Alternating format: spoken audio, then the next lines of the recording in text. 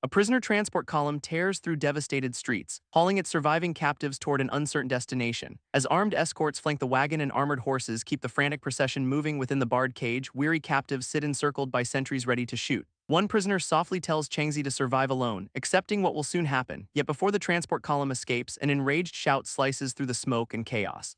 Changzi rushes the horses directly, insisting that the sentries release his captured sister without delay. Noticing her younger brother actually came, the young woman lights up despite their peril, although that relief disappears when each escort raises a rifle and targets the rash rescuer. Horrified for him, she seizes the bars and cries out for the transport column to stop immediately, cautioning them not to hurt her brother after they promise to spare him. A masked blade wielder calmly acknowledges that pledge, stepping forward to handle the interference himself, as Changzi declines to yield, swearing he will die before letting them take his sister. He unleashes his assault, yet the swordsman effortlessly intercepts him before he reaches anybody. Then one vicious counterattack sends the young survivor crashing down, bringing an end to the rescue in a brief clash. With the combatant standing over him and mocking a helpless nobody who cannot protect anything, yet hurt and shaking, Changzi damns his powerless body and still declines to abandon her. His sister tearfully begs him to stop risking his life for a futile rescue. Yet in place of finishing him, the swordsman drops an awakening stone bought with her freedom. The masked figure sneers that even a word attribute awakening cannot rescue somebody already this useless,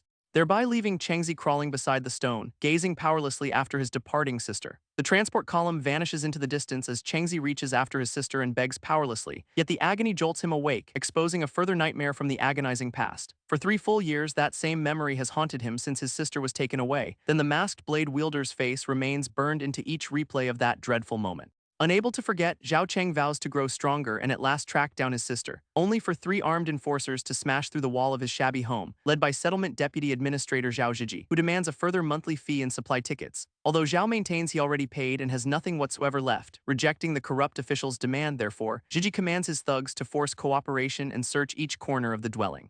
They grab the young man under their boss's approving gaze and begin extracting their own payment. After the beating, Zhao remains hunched on his bed while the intruders finish their search, ultimately finding 5 concealed tickets and mocking him for suffering over such a small stash. He quietly disregards their punches as weak, since repeated abuse already exposed Jiji's genuine objective, understanding these visits are not about fees at all but something considerably more precious.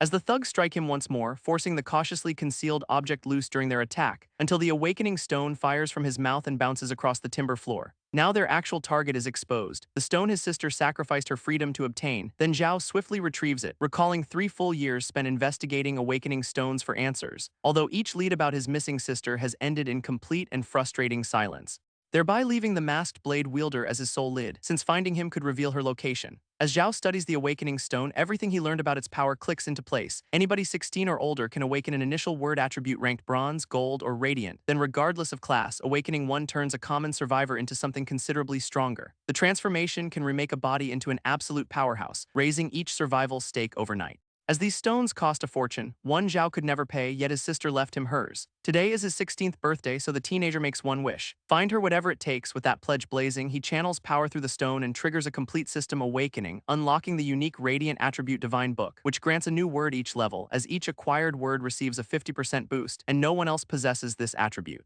Settlement 226 has only 3 word-powered elites, yet Divine Book would stack 8 attributes by Jiji's level 8. Unsure how to level, he chooses to ask Liu Zi, whose attribute awakened 6 months earlier. In the same moment, Settlement 226's plantation grows company-designed crops developed after ancient chaos mutated nature and triggered a devastating famine, with every person working the fields, while the administrator claims most produce through his distribution system attribute. Then since that power cannot be reduced, weak harvests routinely leave common workers starving. Amid them, Liu Zi nonchalantly sips a suspicious purple drink like some post-apocalyptic wine snob, then nudges Zhao from his thoughts and jokes that the young master has bewitched him too, exposing this shameless show-off as Zhao's closest friend, raised comfortably and obsessed with an imported romance novel. Before Zhao wants to know whether Zi awakened, and his friend concedes newfound power creates an impossible-to-hide aura. Slicing through the flexing, Zhao asks the only query that matters. How does somebody level up? Zi clarifies that awakened combatants enter dimensional dungeons, kill monsters, and gain levels from those fights. Dimensional dungeons drain life force, swarm with monsters, and each gateway is controlled by formidable factions charging over 100 tickets.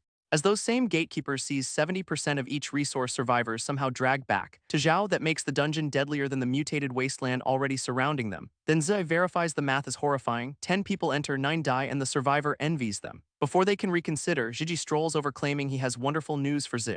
Then the unsuspecting young master politely wants to know what favor the administrator's lackey brought him. Yet Zhao knows the settlement's top lackey never brings favors, especially not for his closest friend. Yet Gigi generously presents free entry into Settlement 226's dimensional dungeon now that Zia awakened, with one minuscule catch. Each resource he scavenges must be surrendered to the settlement.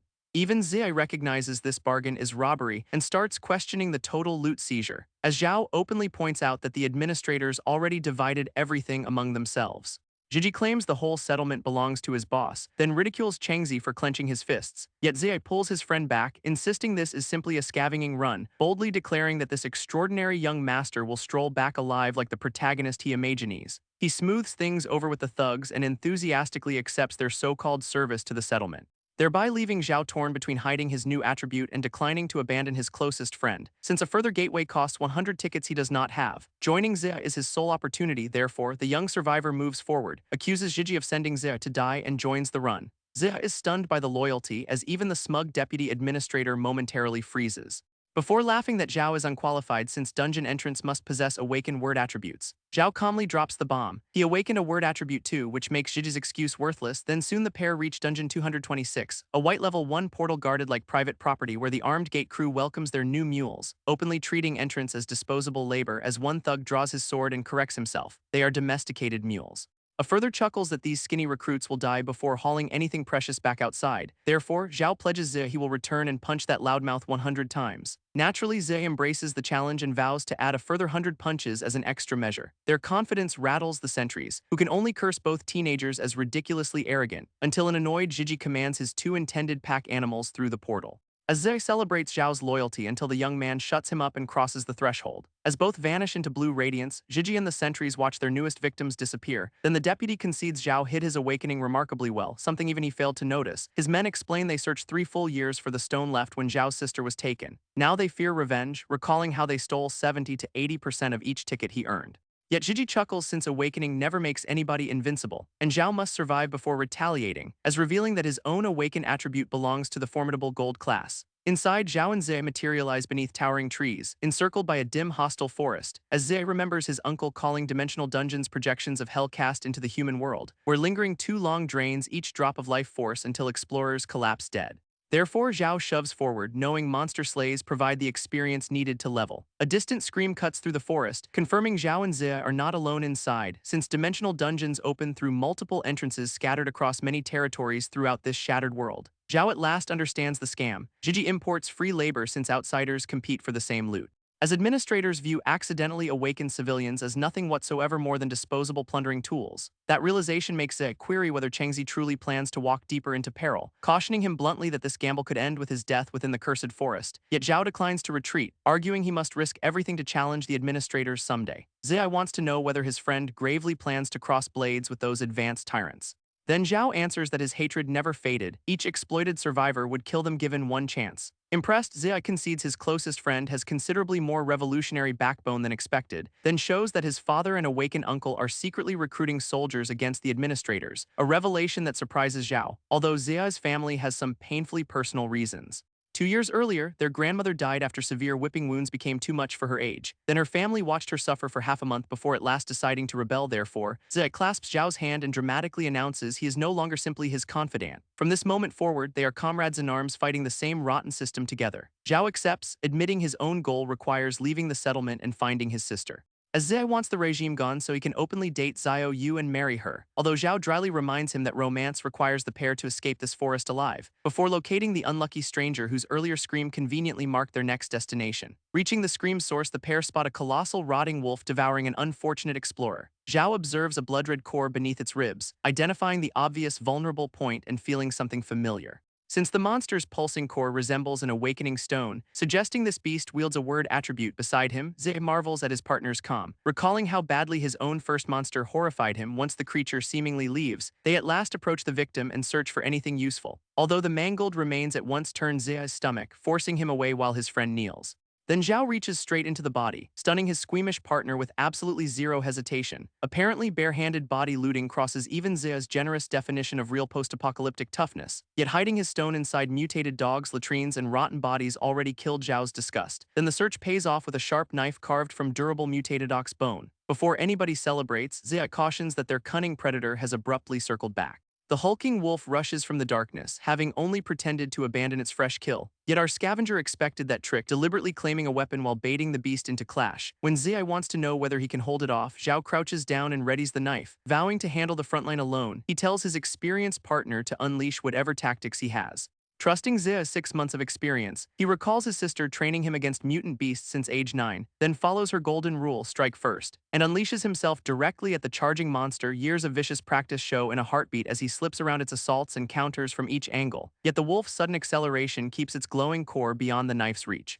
Verifying wolf nature bloodlust, a bronze attribute boosting the monster's speed by 15%. True to his pledge, Zaya whips out a slingshot and unleashes a blue-charged stone with flawless timing. The projectile shatters into the wolf's face, interrupting its speed-enhanced attack and leaving it completely exposed. Shouting that this is their chance, the marksman gives his partner the signal to assault. One sharp command sends Zhao to the exposed right side without a heartbeat of hesitation, where he braces both hands on the knife and drives its point between the ribs. The beast thrashes forcefully, yet he keeps forcing the blade toward that blazing red core, locking each muscle against the monster's strength until the resistance at last starts to break. Then with one enraged shove, the young man punches the oxbone blade straight through the target. Red energy erupts around him as the shattered attribute core unleashes its power. Yet the triumph turns perilous when the immense body pitches forward directly above its weary killer, pinned beneath the falling mass. He abruptly understands killing it was only half the issue. Zai races toward the impact, shouting for Chengzi as the monster slams down. Then the lifeless mountain of fur entirely swallows his friend beneath its weight, thereby leaving Zai calling his name in panic. Convinced their first clash ended catastrophically, until the supposedly dead beast shifts, startling him with movement from somewhere underneath. Zhao crawls out bruised but smiling, assuring his horrified friend that he is not so effortlessly killed. More importantly, the kill raises him to level 1 and triggers Divine Book's first attribute selection. 3 options appear: Bronze Armchair Strategist, Gold Wolf Hide, and Gold Independent Research and Development 1. Intrigued by that numbered title, he chooses Independent Research and Development 1 despite lacking details, receiving 22.5% across each stat plus 90 seconds of 300% amplification for one chosen attribute, the series' first upgrade. Even better, the numbered attribute belongs to an upgradable series, vowing increasingly absurd power later. Zai snaps him from the system screen, cautioning that blood smell will attract more monsters. Therefore, Zhao begins harvesting swiftly and invites his friend to help carve up the immense prize. Yet the sheltered young master declines, admitting his parents never even let him slaughter poultry, thereby making Zhao softly appreciate how uncommon Zai's warm, intact family truly is in this apocalypse. After stripping away bones and hide, he rejects the rotten meat and gives Zai several gray crystals. Those crystals hold the real ticket value, which leaves the recipient stunned by such generosity. Yet Zhao calls them his investment in Zai's family and their coming rebellion against the administrators. Besides, the slingshot's precise ice shot created the opening that made triumph possible. Accepting that logic, Zai pledges to document the contribution and report everything to his father. Although returning through their original portal means surrendering each harvested material to Gigi's sentries, their counterplan is beautifully direct. Grow stronger here, walk out, and battle the thieves themselves. With Zai certain his father already knows about their forced entry and only awaits the right moment, they push deeper, hunting the pack that must accompany any wolf roaming this wilderness. Yet before a further hunt, Zai halts his clash brother and requests complete honesty about their abilities. Zhao agrees to listen, unaware just how precious his friend's revelation will become. Zai shows he is level 1 with 92% experience and Gold Butcher's Precision 1, an attribute boosting everything 15% while marking foe vulnerable points, including the wolf's eye. Understanding this disclosure proves sincere trust. Zhao still keeps his 1 in 10,000 Radiant class concealed, frightened that revealing such crushing power might forever poison the pure friendship between them. His clenched fist marks a compromise. Reveal enough truth to honor Zia without exposing Divine Book. He names Independent Research and Development 1, sharing its base 15% boost and timed amplification. Everything he states is technically true, although the radiant source and enhanced numbers remain concealed. Thankfully, Zai only exhales, confessing he feared both silence and an attribute superior to his own, then celebrates their apparently matched gold-tier powers as proof these brothers were destined to battle together. Wrapping an arm around Zhao, he gleefully marches his flawless brother toward the waiting wolf pack. As the secretive powerhouse quietly apologizes and pledges to share everything honestly someday, the hunt erupts into motion, with Zhao lunging between snapping jaws and carving through glowing cores, as Zia keeps providing ranged openings, whipping charged slingshot rounds through the shadowy forest, allowing his partner to batter each staggered beast before their speed can recover, then finish the monsters cleanly by driving the stolen knife straight into their blood-red cores. Afterward, immense bundles of bones and hide pile up, yet Zhao declines Zia's offered share, clarifying those materials can become weapons, clothing, or emergency tickets. So his own haul is enough. The results are ridiculous. Zia reaches level 2 past 70%, as Zhao reaches level 4 past 50, since final blows grant the killer considerably more experience than teammates providing peripheral support. Devastated by his blood phobia, Zhe rejects Zhao's suggestion that he lead the next charge, loudly declaring that Gloria's support duty is precisely where this young master shines brightest. Zhao's real leveling engine is far ahead, a radiant attribute gained at level 3 boosting monster kill experience 75%. Comparing it with Eternal Evolution Codex verifies even radiant attributes possess colossal differences in sheer strength. Elsewhere, an enraged voice shatters the forest silence, insisting on knowing what Liu Zhu is attempting. The shout reaches Zhao and Zia, exposing other people nearby. As Zia in a heartbeat praises the woman's striking voice, uninterested in strangers, Zhao commands them away before curiosity creates a further perilous distraction, since right now, each surviving minute belongs to leveling instead of somebody else's drama. Then despite their rapid progress, the dungeon's relentless life drain means they cannot waste time. Then a nearby man threatens a woman with violence unless she submits to his humiliating demands at once. Zia's scandal-loving curiosity ignites, and he murmurs that somebody may start undressing therefore. Zhao grudgingly agrees that one swift look cannot hurt, reversing their retreat. Concealed behind the trees, they spot a composed, purple-haired woman confronting the conspiracy already unfolding. Her green-haired servant, Liu Zhu, concedes arranging everything to secure access to her formidable family, boasting that basic toxin already killed her level 5 sentries while she has only just awakened, then demanding she accept him as the Guan family's son-in-law, raising his social status. Before shamelessly declaring their coerced union a flawless match personally approved by heaven itself, Zia gleefully diagnoses a servant's betrayal designed to trap his mistress through scandal and forced marriage. When Zhao remains wordless, the gossip addict demands some reaction to this exciting situation, yet Zhao calculates that if each bodyguard is down, intervening could produce precious opportunities. Zia misreads that merciless arithmetic as a thrilling plan to join the attackers. Yet Zhao plans to wait until both sides weaken each other, then loot whoever drops, unaware of the watchers. Liu Zhu lunges at Miss Guanju with poison covering his hands. She observes his charge without panic, her expression colder than the surrounding dungeon forest, then erupts forward and blasts the traitorous servant away before his toxic fingers reach her. Guanju's counter scatters paralysis powder across Liu Zhu's face, which makes the traitor choke in disbelief. Knowing the powder buys only seconds, she dashes toward her gateway and the safety beyond. Yet basic toxin renders him resistant, letting the enraged servant shake off paralysis almost at once. He barrels after her, vowing vicious punishment for refusing the future he demanded, until poison-coated daggers at last bite and seize Guanju's limbs mid-escape within the forest. Her body slams down before Liu Zhu, which leaves the level 1 heiress powerless at his feet. Although half his face remains numb, he draws near, bragging that his vile plan needs no charm. Observing closely, Zhao identifies the decisive gap. Each level raises bodily functions by roughly 30%. He calculated it from later wolf fights becoming easier, a detail that entirely amazes Zhe, who understands his quiet friend possesses frightening natural combat instincts beneath that battered exterior. In the same moment, Liu Zhu cautions his poisoned daggers will accelerate whenever Guanju struggles, then she will die even after escaping, yet the cornered heiress still invokes her family's vengeance. Prompting the servant to reveal marriage was always a lie, never his actual objective. His true mission is ruining the Guan family's reputation by publicly dishonoring its cherished daughter. Then he seizes her, announcing the attack as she battles through the spreading toxin.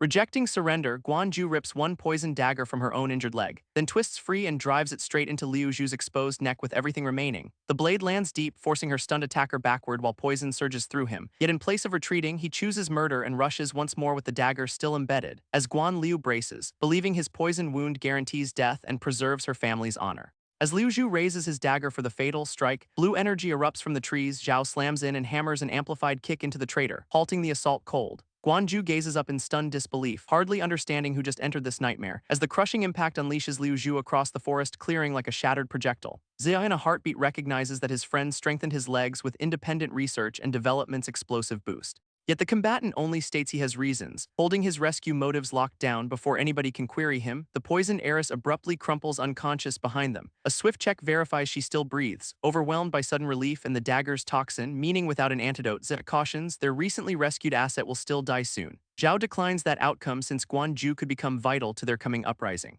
Unfortunately, neither boy possesses detoxification, which leaves sheer strength useless against poison's lethal countdown. Then one obvious solution remains. Search the poisonous servant who created this deadly mess. They bind Liu Zhu's wrists, strip away his gear, and start hunting for an antidote. Zhe nervously wants to know whether humiliating him might provoke the formidable faction backing his assault. Yet since Guanju knows his identity, Zhao judges Liu Zhu already discarded by them. Then anybody pursuing the boys now would also be opposing that same high-status woman. Zhe at once embraces this ingenious logic, as his friend answers with one profoundly unimpressed stare. Then Liu Zhu awakens, head throbbing as he attempts to remember who launched that devastating kick, only to find both teenagers looming over him with matching grins that pledge grave trouble. Bound and stripped, the traitor demands their identities, raging that they dared ambush him.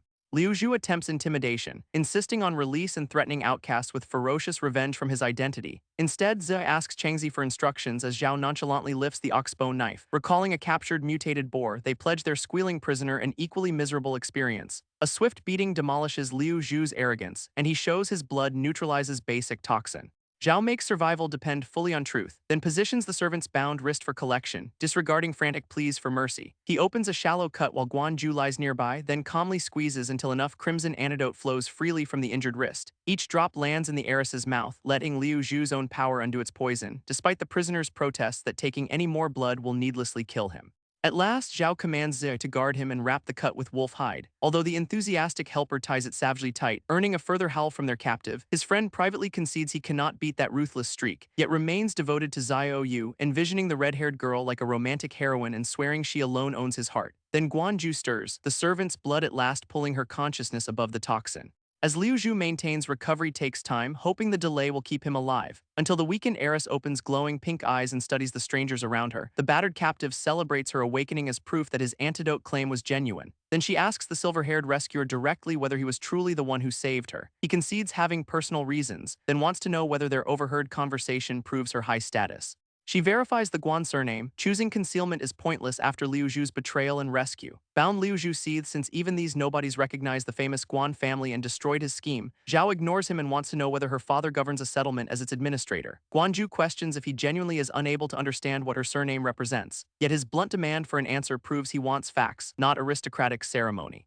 She clarifies her family controls hundreds of major settlements, which makes them administrators on an immense scale. Noticing the opening, he wants to know whether her father will repay one life-saving favor. Cautious, she asks the price first, cautioning her life may not justify anything excessive. He states the actual objective without a moment's hesitation. Overthrow Settlement 226's administrator using her father's power. After all that tension, Guanju can hardly believe his request is this straightforward. Still, he presents payment. Both boys will protect her and help gather dungeon resources. The unforeseen bodyguard proposal catches the weakened heiress entirely off guard for a moment. Then the deal grows sweeter, with each resource recovered afterward belonging fully to her. She looks toward Zi, quietly checking whether the second combatant accepts those expensive terms.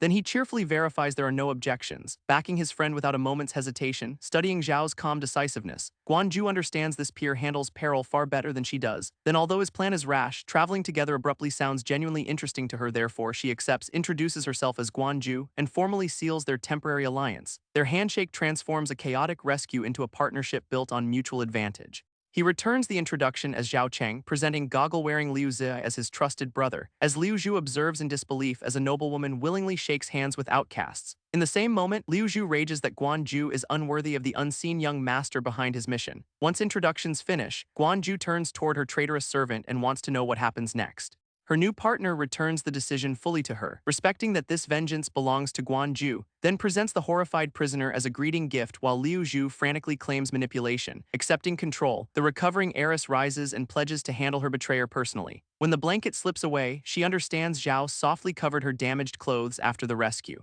Then privately revises her judgment, discovering the seemingly naive combatant unexpectedly considerate toward her. Then she picks up a fallen poison dagger, transforming gratitude into cold purpose. Zhao cautions her that Liu Zhu's antidote blood makes the dagger's poison non-lethal, yet she only wants a bleeding wound, not a swift death from toxin, as the groveling captive pledges eternal disappearance if his former mistress spares him. Her raised blade looks straight from Zia's beloved romance novel, momentarily encouraging his optimism. Convinced noble heroines are naturally soft-hearted, he anticipates Guanju to release the servant only for her blade to carve a deliberate wound into Liu Zhu's neck. She at once departs with the boys, which leaves their panicked prisoner alone within the monster-filled forest, as both new bodyguards glance back, processing their allies' surprisingly calculated punishment in silence. Zia calls her merciful despite Liu Zhu murdering 4 sentries and attempting that horrifying attack, until Zhao reminds him that fresh blood draws hungry dungeon monsters to its source, meaning she chose a slower, harsher fate in place of delivering one immediate finishing blow. Then the stunned reader at last concedes he entirely misjudged how merciless this woman could become. Back at the abandoned clearing, Liu Zhu desperately saws his bindings against rough stone. Then vows vicious revenge on Guan Ju once he escapes her cautiously arranged punishment. His hatred escalates into a further depraved threat, yet fresh blood has already answered first, as glowing red eyes and hungry fangs emerge from the darkened forest around him. Several rotting wolves surround the injured servant almost in a heartbeat, which makes his confidence collapse into terror. Then before he can flee, the pack draws near while his frantic cries out erupt. Far ahead, the trio hears Liu Zhu being attacked, verifying Guan Ju's blood-stained trap worked, with Zia wincing since the distant cries reveal just how painfully the punishment unfolds. Zhao still calls the choice impulsive, clarifying that a living prisoner could expose his employer. Since uncovering the true mastermind matters more than simply removing one disposable servant alone, she appreciates his concern yet concedes having no other foes, which makes the culprit almost obvious.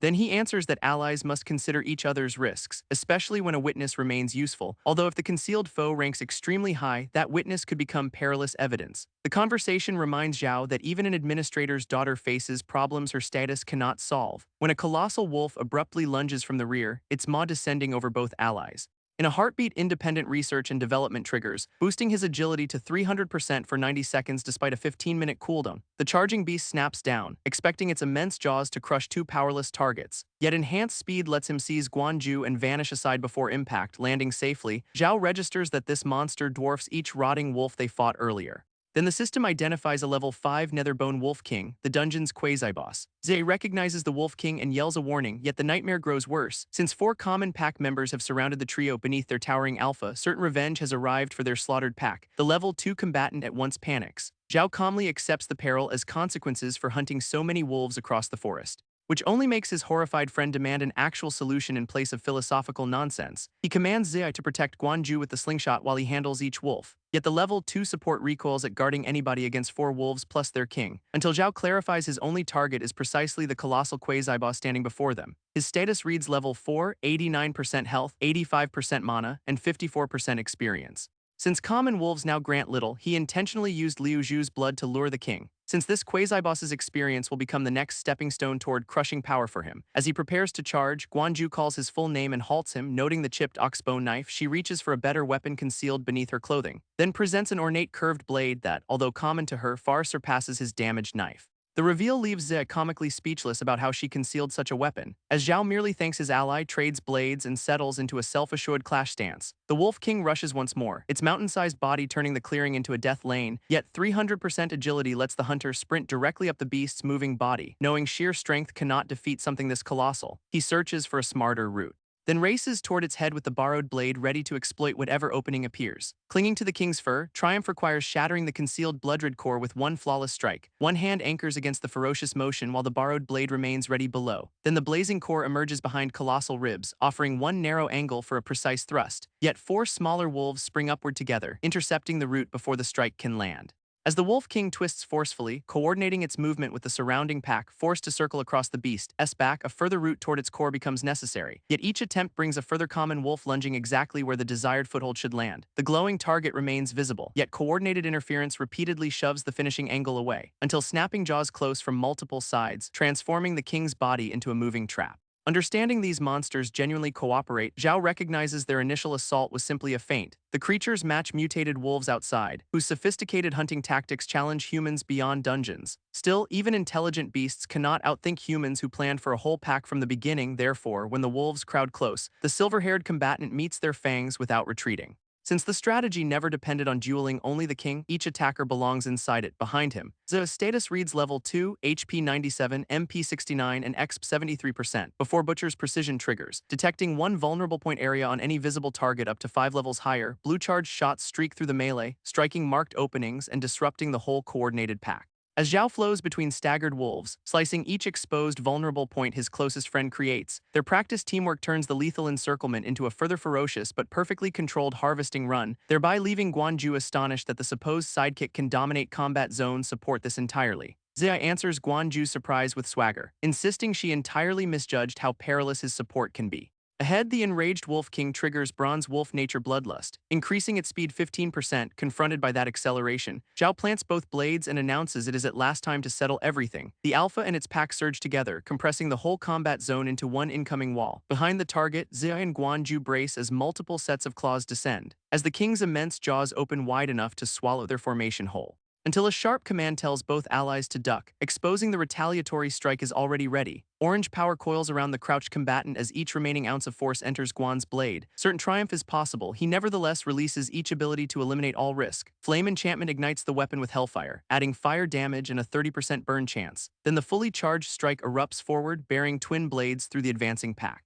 A colossal scarlet firestorm engulfs the wolves, forcing both companions flat beneath its blazing wave. Then the inferno tears a blazing corridor through the dungeon forest with crushing destructive force. Zia can only gape at how ferocious Changzi's concealed finishing move has become, as smoke rises from a scorched trench stretching far beyond the original combat zone. Guanju understands even awakened combatants below level 8 in her family cannot match this output, especially since this dungeon rejects anybody above level 5, which makes the display seem impossible. When she asks, Zhe verifies Zhao is only level 4 as he remains level 2, meaning a level 4 outcast just produced power her clan associates with level 8 combatants. She assumes the flames are his sole awakened attribute, then privately disregards that attribute as weak. Observing the flames fade, Guanju suspects she has found precisely the talent her father seeks. Then Zhao's calm smile verifies the Wolf King has at last been decisively defeated. Far ahead at once triggers, flooding him with the promised 75% bonus experience from the kill, enough to push level 4 straight into level 5 and unlock a further 3-way word choice. Wolf Nature Bloodlust presents 15% speed, as 2 unfamiliar bronze attributes compete beside it. The Codex clarifies that previously witnessed attributes reveal extra details, which leaves safety against a tempting gamble. Although the wolf skill is useful, its lower growth potential convinces him to risk the unidentified. Therefore, he selects Headshot Strike, which makes the following assault a guaranteed critical with 150% extra damage, despite a 10-minute cooldown. Combining this combat ability with his others could deliver a decisive one-shot. Before testing that deadly combination, he turns toward skinning the fallen king and harvesting everything precious. Noticing the two friends collect hides and bones, Guanju queries why they need such scraps. They explain Settlement 226 exchanges them for supply tickets, clothing, and weapons, all now belonging to her. She privately marvels that her family's lowest servants would ignore materials considered uncommon in this impoverished settlement. Yet recalls her father's lesson about infinite potential, identifying extraordinary genius can emerge anywhere. Soon the dungeon's yin energy numbs Zhao's arms while Zia complains his own blood feels frozen. With time shrinking, they shoulder their heavy spoils and hurry deeper to hunt more experience, since each level gained raises his chances of overthrowing the settlement authorities and reclaiming his sister. Instead of wander aimlessly, Guanju presents directions toward a destination promising much richer experience. Both hunters turn back with immediate interest, ready to hear what shortcut their new ally knows. She shows each dimensional dungeon contains one true boss whose experience reward dwarfs common monsters. The boss zone may also contain high-tier crystals, divine weapons, or armor, which makes its vicious risk worthwhile. Until Zai scratches his head, arguing the colossal wolf king they just killed plainly looked like a boss. Zhao clarifies that true bosses guard fixed treasure zones, unlike roaming quasi-bosses that actively seek trouble. His embarrassed friend in a heartbeat pretends he remembered as Guanju softly discovers their dynamic surprisingly interesting. Yet locating that concealed guardian remains the actual problem, especially with the dungeon's cold rapidly worsening. Guanju answers that lower-level white dungeons are manageable since she carries something designed for tracking bosses. As she searches, Zhe murmurs that their administrator's daughter is shamelessly showing off her privilege, ridiculing her casual confidence after almost dying here and joking that her outfit hides endless equipment. Yet Zhao notes they know little beyond Settlement 226, as her background and possible storage ability explain everything. Prompting his jealous closest friend to accuse him of defending her and launch one shameless romantic joke. Disregarding the bait, Guanju produces an expensive octagonal device she privately prefers not to flaunt. The perception pointer resembles a compass and senses the exact direction of a dungeon boss. As a green-grade item, it can precisely locate bosses inside any green-grade or weaker dimensional dungeon. Zhao at once starts moving, disregarding Zea's demands for an answer while the puzzled heiress follows. The pointer ultimately leads them beyond the forest toward a rocky basin crowned by a treasure chest, where all three crouch behind cover, astonished that the sleeping creature nearby is the dungeon's boss. A colossal crimson boar bristling with spikes and immense tusks lies curled beside the treasure. The system identifies this ferocious guardian as the spired red demon boar, a level 10 boss. Slaying the dungeon's sole boss will close each gateway and make the whole dimension disappear. Worse, level 10 grants it 2 awaken attributes against their levels 5, 3, and 1, which makes Triumph seem vicious. Guanju agrees with the peril, recalling her teacher warned 5 bodyguards still must never provoke a boss, since slaying one requires an awakened combatant whose monstrous power transcends normal existence despite the dungeon's entry limit. Zig understandably questions why she brought them here if confronting it would only waste priceless time. Her answer is straightforward. She is convinced Zhao himself possesses exactly that impossible transcendent potential. Before anybody can debate the gamble, he senses approaching footsteps and commands the trio lower. A large armed hunting party marches into the basin, led by a scarred rifleman celebrating impossible luck. After almost 10 dungeon runs, the newcomer has at last found the boar he obsessively hunted. Zay softly calls the whole group idiots for challenging something so overwhelmingly beyond them. Yet the silver-haired hunter suspects concealed word attribute experts among them, especially since their leader carries an ancient gun. He once watched similar weapons slaughter mutated wild dogs, firepower common humans could never withstand. Guanju clarifies modern guns are replicas of ancient weapons capable of erasing settlements containing hundreds of thousands, thereby leaving Zai stunned that such formidable ancestors somehow allowed their world to become this devastated wasteland. Yet she notes certain awakened attributes may surpass technology and change the world simply by existing. Their whispered history lesson concludes when a thunderous explosion erupts across the Rocky Boss arena. He understands the rival hunting party has begun its attack, producing an unforeseen opening for his squad. The awakened boar rises under concentrated gunfire, roaring while bullets shower sparks across its armored hide. Their leader's bronze bullet formation converts physical strength into endless ammunition whenever he wields a firearm.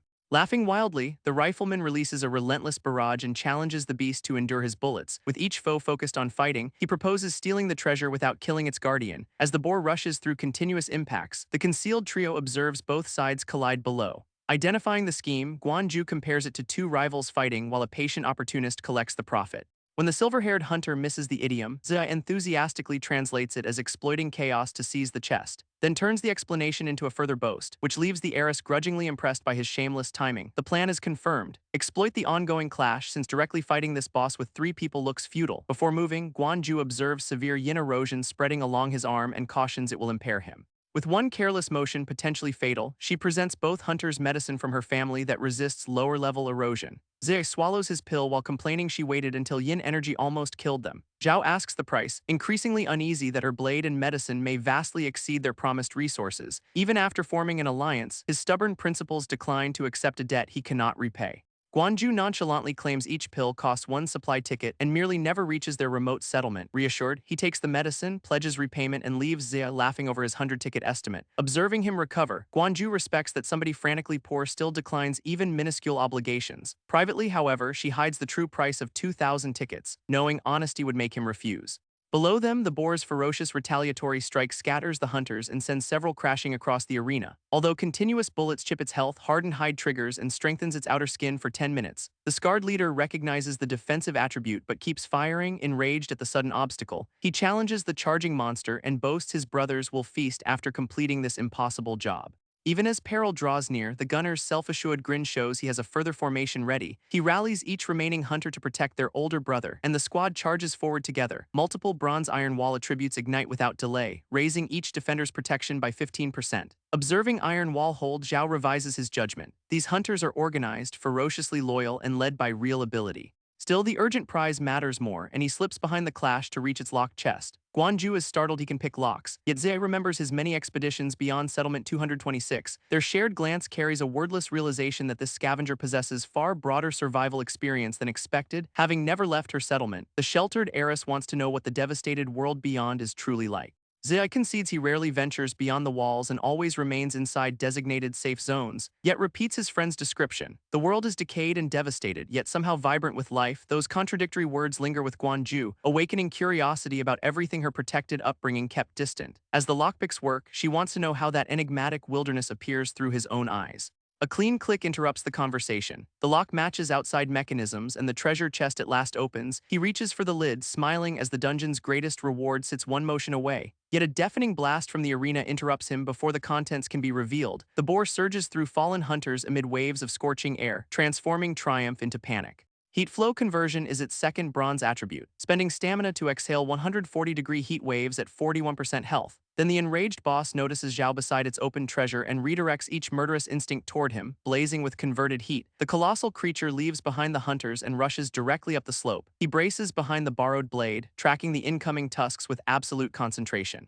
At the final instant, he springs over its head while gunfire carries on striking the armored hide, landing safely. He understands each earlier hunter was knocked down, which leaves only their battered leader standing. The injured rifleman keeps firing anyway, cautioning the rash kid to flee before sacrificing his life. Bleeding heavily, the rifleman concedes his brothers are finished and commands the younger survivor to escape alone.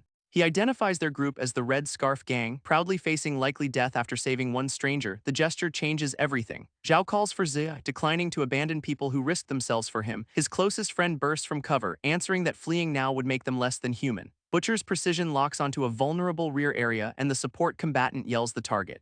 Following that marker, the blade slices through the vulnerable point despite the boss's hardened skin. The successful strike drops its health to 35%, provoking a further enraged roar. Observing from below, the scarred leader marvels that a blade injured level 10 during active defense. The boar retaliates with heat flow conversion once more, wrapping itself in deadly 140-degree currents. Clinging near its back, the young combatant knows close assaults invite burns and urgently searches for a further approach. Level 10 has already revealed both attributes, so no unidentified ability remains to surprise him. Yet the monster intelligently weaponizes its own heat aura, forcing him airborne before a further blow. Gunfire from the surviving red scarves interrupts the boss, buying their new ally a further opening.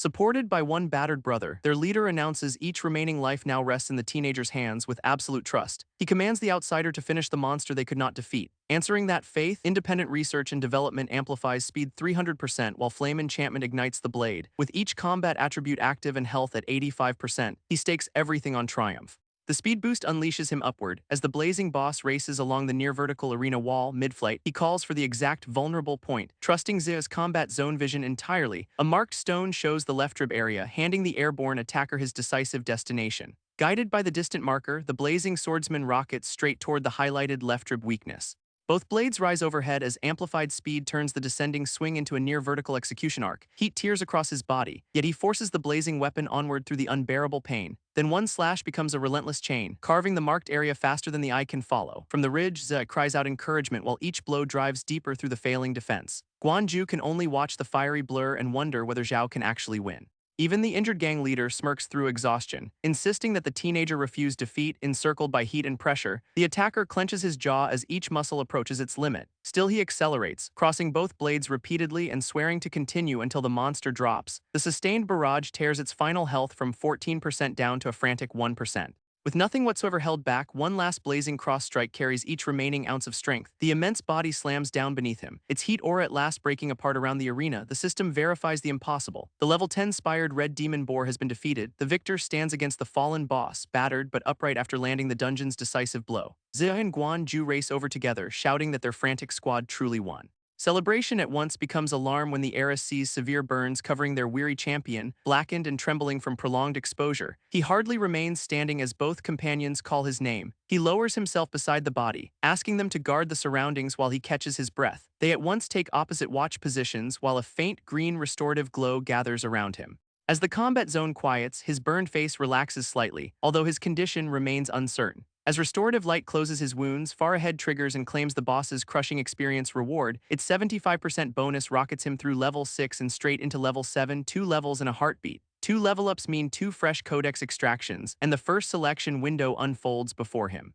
Hardened Hide, Bullet Formation, and Enigmatic Gold Tier Refresh once appear among the opening candidates. Headshot Strike 2, Metal Evolution, and Independent Research and Development 2 complete the formidable lineup. He disregards Hardened Hide as useful but situational, as firearms make Bullet Formation currently unaffordable. Instead, the Enigmatic Gold Tier Refresh once catches his attention precisely since its effect remains concealed. Rarity wins the gamble. He chooses the unidentified gold option without further hesitation, then receives Refresh once, which resets each word attribute cooldown before entering its own 30-minute cooldown. That support ability unlocks terrifying burst potential, letting him repeatedly chain otherwise restricted combat powers. A second extraction follows, narrowing the choices to 3 upgrades, each capable of reshaping his future. This time, he boldly selects the gold tier continuation of Independent Research and Development. Version 2 raises each personal attribute 45% and boosts one chosen attribute by 450%. Even better, the explosive enhancement now lasts 3 full minutes while retaining its 15-minute cooldown. Now level 7, he stands only one step beneath level 8 Zhao Zhiji and quietly pledges pursuit. Before that triumph settles, ferocious tremors roll through the arena, alarming all 3 dungeon allies. Guanju recognizes the truth. Killing the soul boss has triggered Dungeon 226's imminent collapse. The injured Red Scarf leader praises the teenager, announces him a friend, and pledges to repay his debt. Then he rallies his surviving brothers, and the battered gang begins evacuating before the world vanishes. Impressed by his forthright loyalty, the heiress wants to know whether Chengzi can move before they follow. Still shaky but mobile, he rises and urges every person toward the exit before the collapse accelerates. As the trio runs, Zhe observes the enormous treasure chest has vanished from the arena fully. Guanju calmly shows her word attribute can store many objects. The whole prize is safely with her. Between tremors, he returns the ornate curved blade she loaned him for both boss fights. She declines it, gifting him the weapon and reaffirming her pledge to help overthrow Settlement 226's administrator. He thanks her, yet Zia cautions their waiting sentries will force a life-or-death clash outside. Guanju firmly pledges she will make it in time, and the others accept her confidence. With the dungeon cracking behind them, the 2 friends sprint through Settlement 226's shrinking blue portal. Ze calls out anxiously, yet his companion assures him preparations for the ambush are already complete. They emerge directly into a fortified camp where Zhao Ziji's waiting men at once raise the alarm. Lighting a cigarette, the deputy sneers that neither disposable scavenger was expected to return alive. He shows the administrator ordered their deaths since Zea's parents united awakened rebels from other settlements. The sentence is absolute, kill both survivors without queries, preventing them from ever joining the uprising. Exactly as planned, Uncle Liu accelerated the rebellion after Ze's imprisonment. Zhao now carries 7 word attributes, now level 4 himself. Ze proposes eliminating the sentries swiftly before rendezvousing with his father and allies. Zhao Ziji chuckles at their confidence, exposing his own level 8 gold attribute, extreme speed. At his command, multiple armed enforcers surge forward, keen to overwhelm the weary pair together. They mock the inexperienced youths, charge for promised rewards, and swing their blades without restraint. Yet the gifted curved sword flashes from its sheath before the first attacker can close. Burned, outnumbered, and facing level 8, its wielder still settles into lethal calm before their blades descend. One sweeping burst drops 4 attackers. Their movements look painfully slow. Forcing forward through the formation, he wants to know whether Zhao Ziji still sees the powerless victim he once controlled. The surviving guards freeze over a sword speed even their eyes could hardly follow. As Dungeon 226's gateway dissolves behind him, the victor stands ready amid fading blue lightning. The disappearing portal tells the deputy only one thing: somebody inside actually killed the boss. Still underestimating them, he assumes they simply leached experience and reached only level 2 or 3. Self-assured that level 8 remains untouchable, he draws his sword and calls both youths hopelessly green. Ze rejects the guess with a grin, baiting the arrogant deputy into asking who truly won. Then the shameless braggart claims he personally killed the boss, wearing confidence like a crown. He begs Changzi for one glorious moment to keep bluffing, despite receiving a stunned sideways glance. The story lands hard enough that Zhao Ziji wants to know Zea's awakened word attribute. If Zea truly delivered the kill, the deputy reasons his level must exceed his partner's. Choosing the silver-haired combatant is weaker, he targets him first while Zea boasts about gold-tier power. He commands 2 enforcers to contain the supposed boss killer, then triggers extreme speed against Zhao.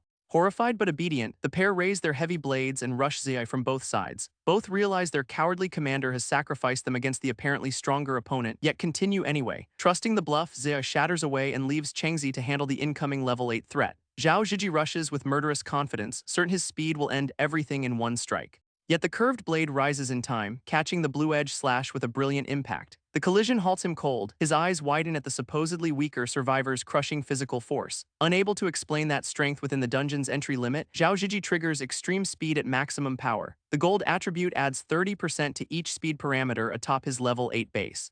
He releases a storm of intersecting blue slashes, boasting that sheer strength can never catch him, yet each assault meets a green counterstroke, which leaves the speed specialist unable to shake his opponent. Matching him blow for blow, Zhao remembers 3 full years of raids, beatings, extortion, and near starvation. Memories return of a younger Chengzi crawling through his wrecked home while the deputy searched relentlessly. Pinned and trembling, the child could only endure repeated demands to reveal where the concealed object was. Refusal brought a further savage hit, yet even fear never made him surrender his sister's final gift. Those powerless tears became a pledge, hardening across 3 full years into the resolve driving him now. He shows he always understood their target was the awakening stone his sister sacrificed herself to provide. Calling the accusation nonsense, Zhao Ziji doubles down and unleashes a further lightning-swift diagonal strike. Yet fury ignites flame enchantment around the gifted blade as its owner shields that irreplaceable memento. Then both research and development abilities and headshot strikes simultaneously activate alongside the roaring hellfire. 3 full years of humiliation and rage erupt together, focused fully on the thief who caused them. The blazing swordsman surges past the blue defense, transforming his decisive retaliatory strike into a fiery arc. For the very first time, Zhao Ziji panics. His foe's speed keeps climbing beyond extreme speed's reach. Swearing no one will steal his sister's last keepsake, he brings the flaming blade down with everything. The empowered strike tears through the deputy's guard before he can escape, splitting his self-assured expression. Standing over the fallen tyrant, the Avenger announces each humiliation from those 3 full years repaid. Noticing their commander struck down, the surviving enforcers abandon Zia and shout for every person to run before letting the survivors escape. He turns toward the remaining accomplices with a cold, deliberate stare. He reminds them they joined each beating, then flings a spinning ring of fire across their route. Flaming arcs weave through the fleeing group, slicing off escape and dropping one pursuer after a further. When the barrage concludes, he catches the gifted blade and announces his 3-year vengeance at last complete. Zia answers with an enthusiastic thumbs up, celebrating the reversal that once seemed impossible to both. Then he notices something shining inside Zhao Ziji's pocket and identifies the fallen deputy as a body. Searching the body produces a straightforward pearl bracelet, not the treasure either survivor expected. Zeh at once recognizes it as his mother's, transforming relief into sudden terror once more. He concludes his parents and fellow rebels were captured and taken directly to the administrator's office. The bracelet was his mother's favorite and never willingly surrendered, which makes that conclusion impossible to dismiss. A memory of her gentle embrace flashes through his mind, sharpening each fear of arriving past the point of stopping it. Clutching the pearls, he dashes toward home territory and quietly begs his mother to survive. Changzi pledges Aunt Zhang is alive, and his certainty gives the panicked son something to trust. Since his friend never wastes words, Zia knows that reassurance rests on an actual analysis. Settlement 226's scarce population and Aunt Zhang's appearance make Zhao believe her captors would keep her unharmed. That logic only increases Zia's panic, and he frantically commands the explanation to stop. Still bickering, both friends race through the devastated settlement while startled residents watch them pass. The jokes vanish as the administrative office emerges into sight directly ahead beyond the final devastated structures. They close on the fortified compound beneath Settlement 226's administrative flag, preparing for a further confrontation, yet a red-haired young woman steps from the roadside and calls both approaching survivors by name. The young woman urgently cautions them to leave since fighting has erupted around the administrative office. Zia recognizes Xiao Yu, who clarifies Uncle Liu surrounded the compound and battled the administrator's men. Spectators say the rebels are losing, as Zhao Ziji's squads are supposedly arriving to arrest both survivors. Hearing his parents are trapped inside, Zia's face hardens with fear and determination. Xiao Yu calls them heroes but concedes common residents feared Fan Dahu, Tiang Kun, and Zhao Ziji. Uncle Liu rallied many brothers after learning about the dungeon sentence, yet the administrator's force proved stronger. The afraid residents beg Yezi and Chengzi to flee, insisting they cannot defeat those awakened rulers. Zia declines without a moment's hesitation. Both parents are inside, so abandoning them is impossible now. Regardless of whether rescue means death, he would rather fall beside them than survive alone. Still, he urges Chengzi to use Zhao Ziji's death and surrounding chaos as his chance to escape. His oldest friend should leave Settlement 226 behind and at last search for his missing sister. Yet Uncle Liu repeatedly helped him, as Aunt Zhang offered maternal care. Walking away would betray them. Their concealed food kept him alive after each robbery, and Fan Dahu ultimately enabled the whole persecution. That answer silences Zia, whose eyes soften as loyalty overrules each argument for separation. Then he smirks and accepts it. Whatever comes, the brothers will face life and death together. Murmurs ripple through the crowd that gloomy Zhao Cheng somehow defeated a level 8 awakened combatant. Within the compound, a prisoner hangs bound as Fan Dahu addresses the rebel leader by name, Liu Fu. The level 10 administrator possesses 2 gold attributes, massive body and valor, and ridicules the smaller rebellion. Liu Fu condemns him for harming his mother, countless residents, and now threatening his own son. Fan Dahu only grins, asserting vicious necessity forced his hand and showing no remorse. Fan Dahu presents mercy if Liu Fu kneels, dismissing one endangered son as effortlessly replaceable. The price uncovers his depravity. He demands Aunt Zhang's submission before allowing her husband to live. Liu Fu declines outright, choosing death over submission to such a vile bargain. Offended by defiance, the administrator hurls Aunt Zhang down and claims his offer was generous. He sneers that killing Liu Fu would never protect her from what follows. Enraged and bound, the rebel leader demands a direct battle in place of assaults against his wife. Fan Dahu agrees enthusiastically, vowing to kill the husband first before turning back to his captive. Calling himself merciful, he palms 2 smooth silver spheres and prepares an execution stroke. The level 10 ruler lunges from his seat, offering Liu Fu a supposedly swift end. Aunt Zhang cries for Brother Fu as the twin projectiles streak toward her bound husband. Confronted by death, Liu Fu calls her Ah Huan and pledges reunion as spouse's next life. Yet a colossal spinning blade arc slams between executioner and prisoner, scattering the silver assault. The rescue comes from Chengzi, standing beside Zia with Guan Ju's curved sword raised. He presses forward without a moment's hesitation and tells Fan Dahu he has come to take their lives.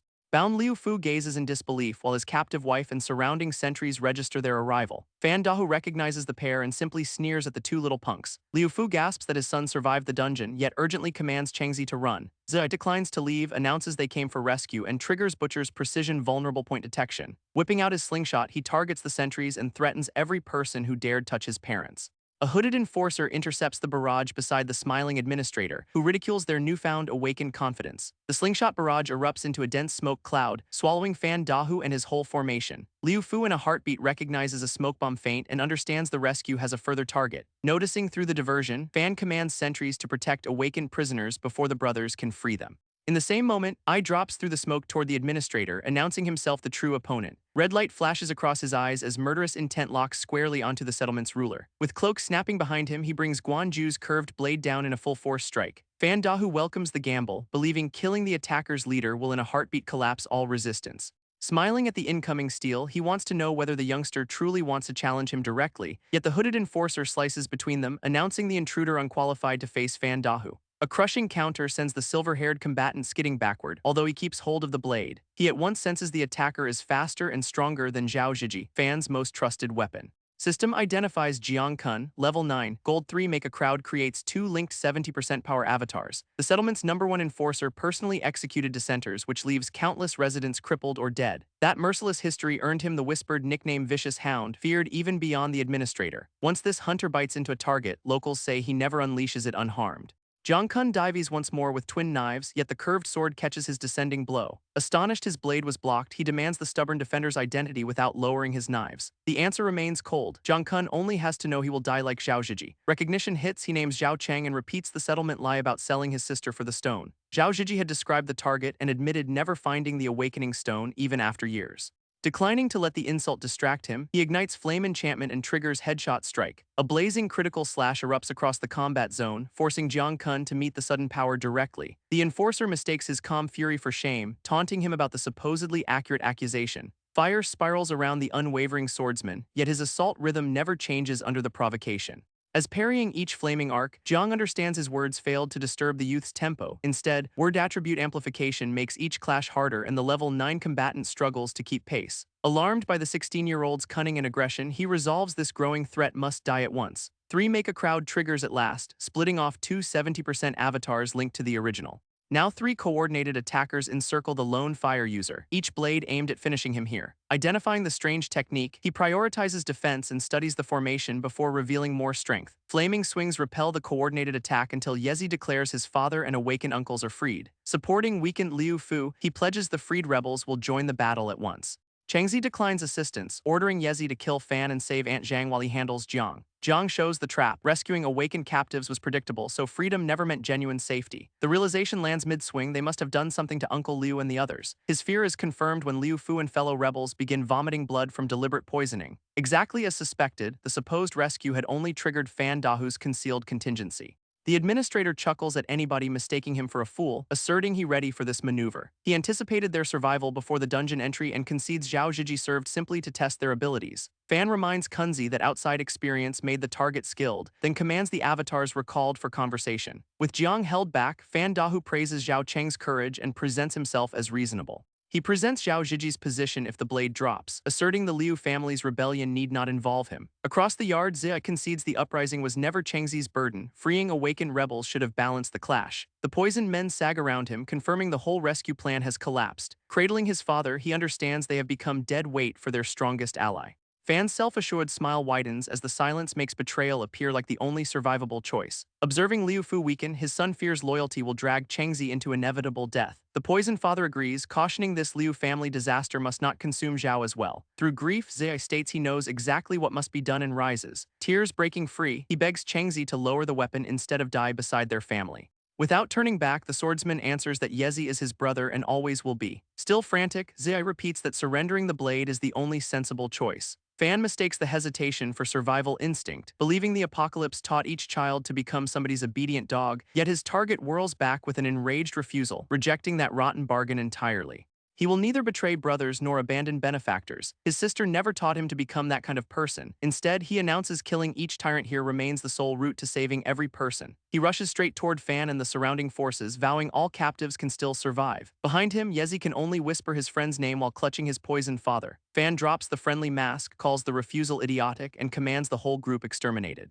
Jiang Kun answers Brother Tiger and charges in, vowing to personally finish the defiant challenger and bring Fan a trophy. Jiang Kun closes with deadly resolve, swearing this exchange will at last end his opponent. Answering with the same intention, he triggers independent research and development, 1, amplifying strength by 300% for 90 seconds. His boosted blade collides with incoming avatar assaults, detonating crossing gold and violet shockwaves.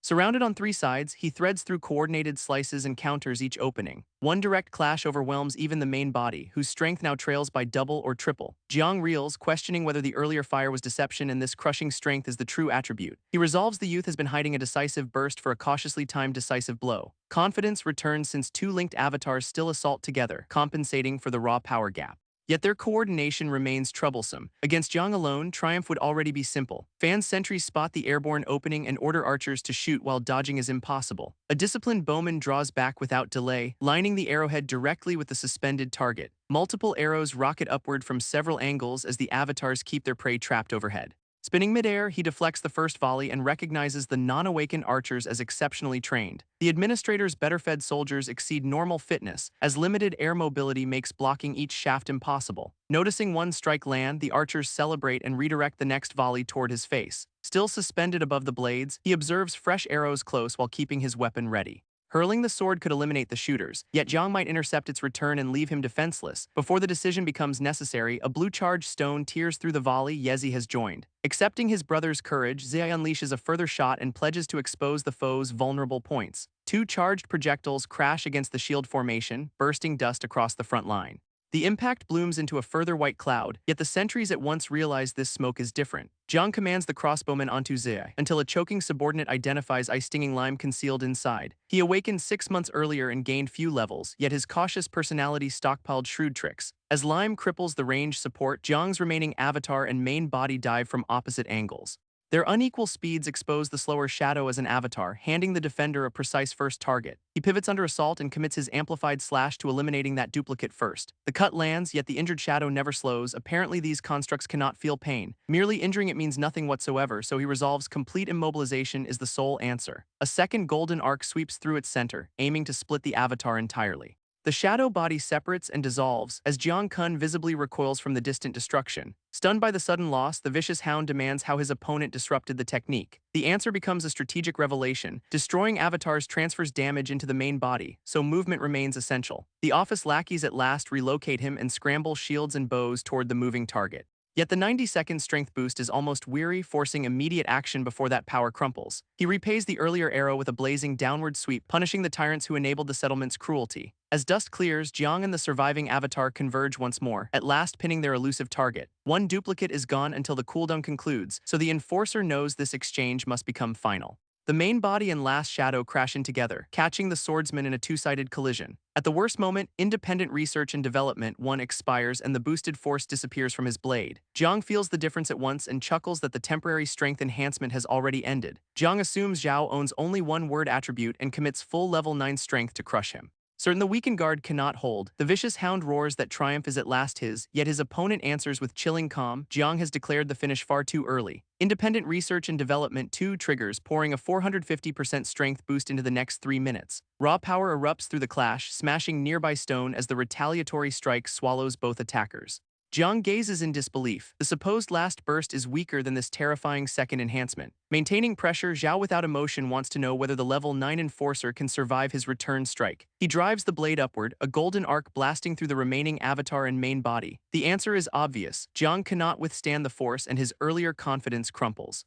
One decisive sweep finishes the vicious hound, and the system verifies Jiang Kun has been slain. Smoke and debris roll across the office while poison rebels stare toward the shattered combat zone. Zia can hardly believe Changzi actually defeated the administrator's infamous level 9 executioner. His freed father and uncles marvel at that growth, daring to believe today's rebellion still has hope. Fan Dahu's rage boils over after watching his trusted Kunzi fall before a younger combatant. Stepping over fallen bodies, Zhao turns toward the administrator and makes him the following target. He demands payment for each merciless act the ruler inflicted upon settlement number 226. Fan chuckles off the accusation, asserting population growth makes him a hero despite countless deaths. To prove his contempt, the tyrant kicks Aunt Zhang and boasts his reputation protected her. Enraged, Zai targets Fan's head through his cracked goggles and cries out for him to stop. A blue-charged projectile tears across the compound, racing straight toward the level 10 administrator. Fan catches the speeding stone in one bare fist, sneering that Zia cannot threaten his head. Stunned, Zia recalls Butcher's precision-guided that shot, something even Changzi would struggle to catch. The administrator surges through the smoke, vowing to teach this interfering kid a lesson in power.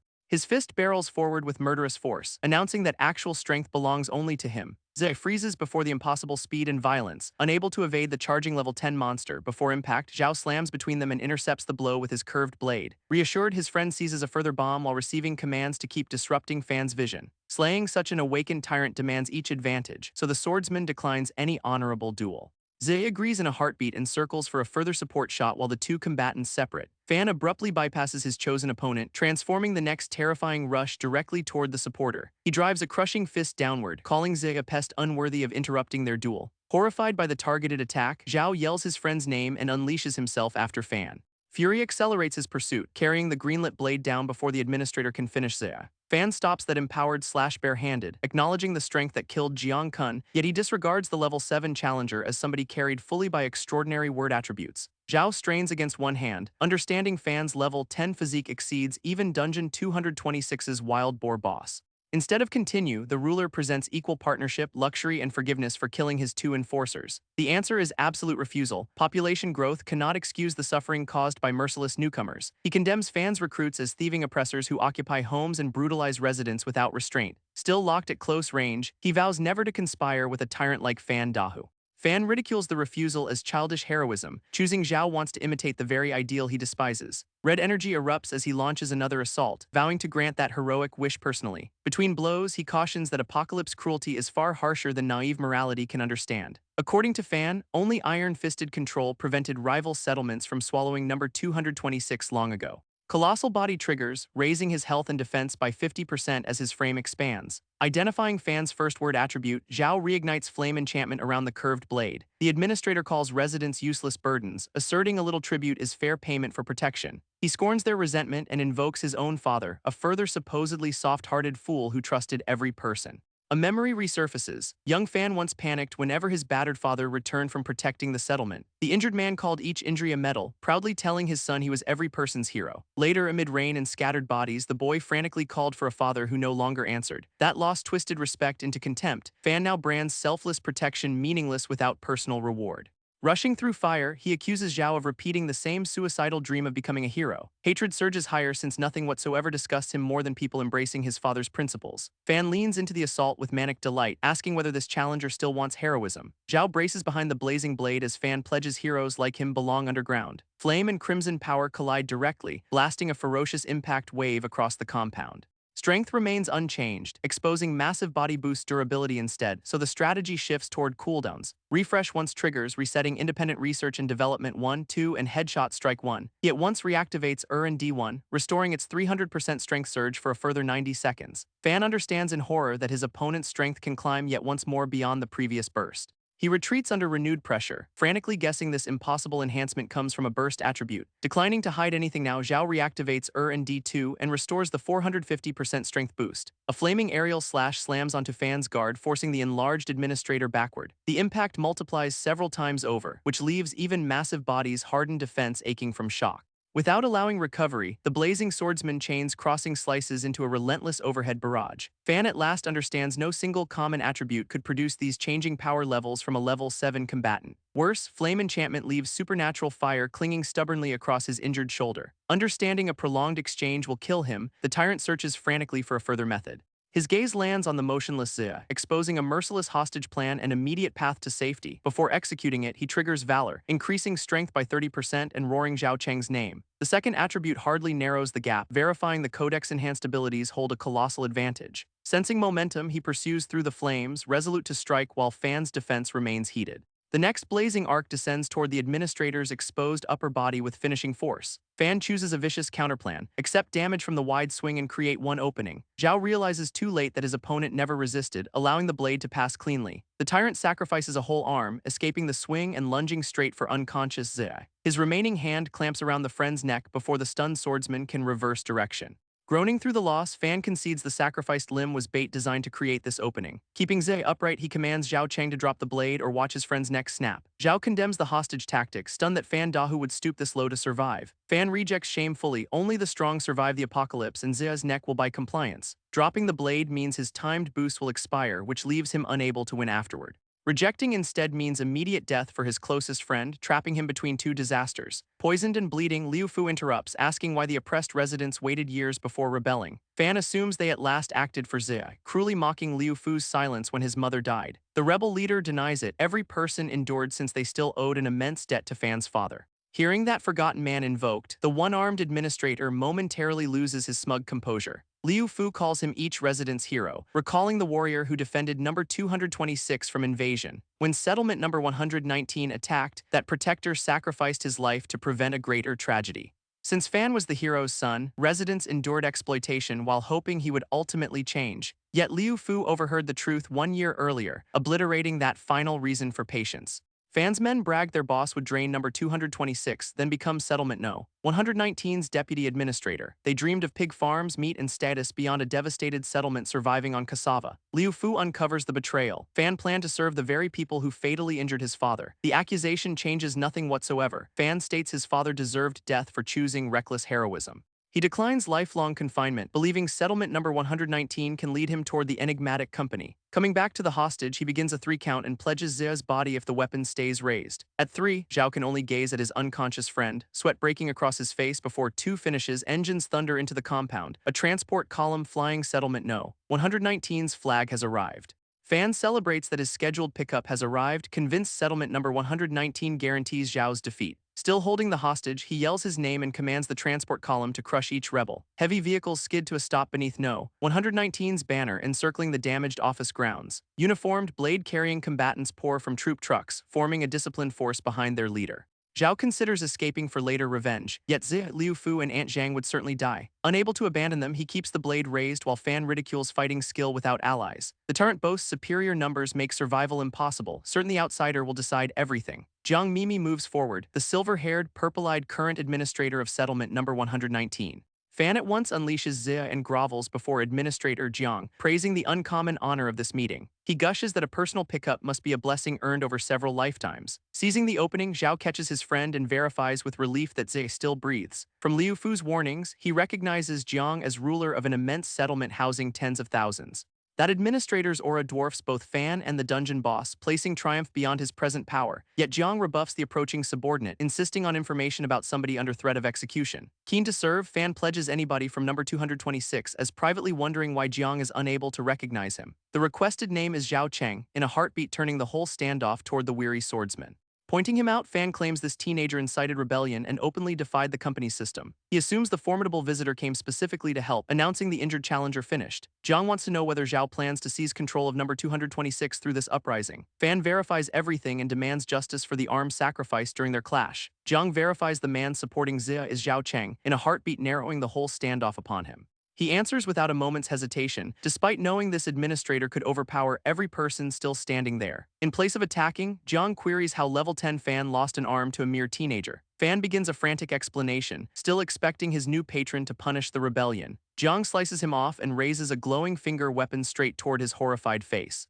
One energy blast concludes Fan Dahu, since his usefulness expired once Zhao's identity was verified. As the body drops, Jiang calmly proposes discussing rebellion now that the troublesome administrator is gone. Noticing Fan eliminated first, he fears No. 119's forces will target his weary companions next, yet the visitor shows urgent commands from an important figure required the nearest large settlement administrator to help Zhao. Still guarding Zia, he asks the obvious query: what proof makes this rescue trustworthy? Jiang approves the caution and reaches into his jacket for a small octagonal object. According to the messenger, simply showing that particular token should settle each remaining doubt. Its compass face shows Guanju's perception pointer. She truly summoned number 119 to rescue them. Stunned, he questions how the enigmatic heiress can command even a large settlement's administrator. The reinforcements also unload gifts her messenger supplied, completing the proof through action. Bags and crates contain flour, pickled meat, and pickled fish, treasures for starving number 226. Jiang then presents Fan's administrative certificate, clarifying company recognition and legal authority depend upon it. Anybody accepting the card can officially become Settlement No. 226's true, company-recognized administrator. The authority Uncle Liu risked his family and rebellion to win now rests within immediate reach. Announcing him the best candidate, Jiang presents Zhao Cheng the certificate and control of number 226. Taking the certificate, he counts this rescue as debt to Guanju and vows to repay her. Jiang at once summons medics, ordering them to save Zia and each poisoned or injured rebel. He then mentions a further gift from the enigmatic patron, although accepting it remains fully optional. Curious about the final offer, the new certificate holder wants to know what it is. Jiang invites him to number 119 for a special trial arranged by that formidable backer. Passing will earn an opportunity to join the company, the same unreachable dream Fan once coveted. The offer shows Brahma Company, an ancient institution whose reach spans far beyond individual settlements. Each settlement, citizen, and territory across the eastern continent supposedly drops beneath its absolute jurisdiction. Employees receive food, shelter, safety, advancement medicines, and resources common survivors can scarcely imagine. Joining is therefore life's greatest dream, yet he names Uncle Liu the better administrator for number 226. Jiang forces a choice: take No. 119's trial or remain here managing the recently liberated settlement. The answer seems inevitable. Company agents took his sister, and entering their world could at last lead to her. Still, medics are only starting to treat Zia, Liu Fu, and the poison survivors. Afraid residents fill the compound, so somebody must restore order before a further journey can begin. He requests 2 days, Jiang agrees, insisting on a definitive answer before that deadline passes. Reassured to gain breathing chamber, the weary combatant accepts the surprisingly reasonable condition. Observing from aside, Jiang questions how this settlement kid became connected to somebody so influential. Then ambition surfaces, claim rescue credit, control Zhao, and use his potential to climb company ranks. Later, a campfire burns as scattered residents gather for their settlement's first free assembly. Bandaged Liu Fu declares each survivor from Settlement No. 226's West Hill District has arrived. Once each resident assembles, Liu Fu declares a decision that will define their recently liberated home. He credits Zhao Cheng with defeating Fan and Jiang Kun, arguing company recognition makes him their unanimous leader. Yet the chosen hero at once presents the certificate back, insisting experienced Uncle Liu should govern. Aunt Zhang hesitates since the settlement needs formidable protectors as recovered Zia observes beside her. He declines permanent rule, finding his sister comes first, and the Liu family's awakened combatants can defend every person. Residents reconsider, agreeing Liu Fu's age, experience, knowledge, brothers, and character make him the stronger choice. Still gripping the certificate, Liu Fu fears unchecked power could ultimately transform him into a further Fan Dahu. The crowd concedes bloodline guarantees nothing whatsoever. The previous hero's own son became a tyrant no one expected. Yet the rebel leader has ready an answer, calling Brother Fu to reveal what they discussed. Raising a book titled Law, he clarifies ancient nations governed through rules and proposes the same. 15 laws drafted before the uprising will bind every person equally, with annual revisions as conditions change. Residents swiftly prefer shared rules over blindly obeying whatever one formidable administrator ever resolves. Observing approval spread, he understands educated Liu Fu and bookish Zia planned considerably more wisely. The administrator certificate rests at Liu Fu's feet, quietly completing the transfer of responsibility. Now self-assured in their ready government, he strides away ready to pursue his sister. Heading toward Jiang's waiting transport column, he momentarily assumes the next journey will be faced alone. A familiar voice halts him. Zia angrily demands whether disappearing without goodbye still counts as brotherhood. Fully bandaged yet swaggering with drink and packed bag, his closest friend declines abandonment. Smiling at the supposed farewell, he wants to know whether Zia really came only to see him off. The answer is pure loyalty. Zia is joining, certain Chengzi cannot become important without him. Astonished by this rebellion, he wants to know whether Zia's parents actually approved their son's departure. Of course not. Zia snuck out, left a note, and plans returning only after earning fame. He even pledges Xiao Yu marriage once he returns successful, delivering the vow with theatrical confidence. Zhao urges him back before Uncle Liu and Aunt Zhang discover the escape and start worrying instead. His stubborn brother seizes the departing cloak, declining to release this shared future. Quoting an ancient poem, Zia compares Zhao to a majestic rock soaring 90,000 miles. He concedes that magnificent flight inspires him since he wants to become a majestic rock too. The world is immense, and Liu Zia declines to remain an unidentified no one within it. His friend's rising wind has ignited ambition, handing the injured dreamer courage to leave home. That ferocious sincerity at last makes the reluctant traveler understand this decision cannot be dismissed. He starts offering permission to quit when things become hard, yet Zia ridicules him first. Laughing together, the brothers reach the transport column while Jiang lights a further cigarette and softly observes. Noticing their ambition, Administrator Jiang remarks that the wind itself seems ready to rise. Under the immense full moon, No. 119's vehicles at last rumble away from the liberated settlement. Their driver praises both youths, asserting years of service never included a personal mission with Jiang. Zhao understands Zia's family ties may ultimately pull him home, unlike his own lonely route. Hoping to ease that homesickness, he changes topics and raises a query held for years. The cheerful driver enthusiastically invites anything, vowing to share each answer he knows. He wants to know whether No. 119's administrator truly killed No. 226's former ruler, Fan Dahu's heroic father. The abruptly sweating driver loses his confidence, awkwardly beginning an explanation about that old incident. Zhe recognizes the attempted distraction, yet discovers his brother's conversation-destroying query painfully awkward. The driver corrects history. Jiang killed No. 119's predecessor as that predecessor killed Fan Dahu's father. Unlike the expansionist predecessor, Jiang prioritized internal development, transforming starvation into monthly access to meat. That dramatic improvement clarifies why No. 119's common residents genuinely admire their current administrator. The driver jokes anybody capable of killing an administrator can claim the position, fascinating Zhao entirely. Zia quietly despairs since his supposedly shrewd brother somehow missed the explanation's whole moral. Then a fishy stench strikes Zhao's nose, cautioning that mutant beasts are rapidly approaching. Across the surrounding ridges, a colossal pack of red-eyed canine predators closes around the transport column.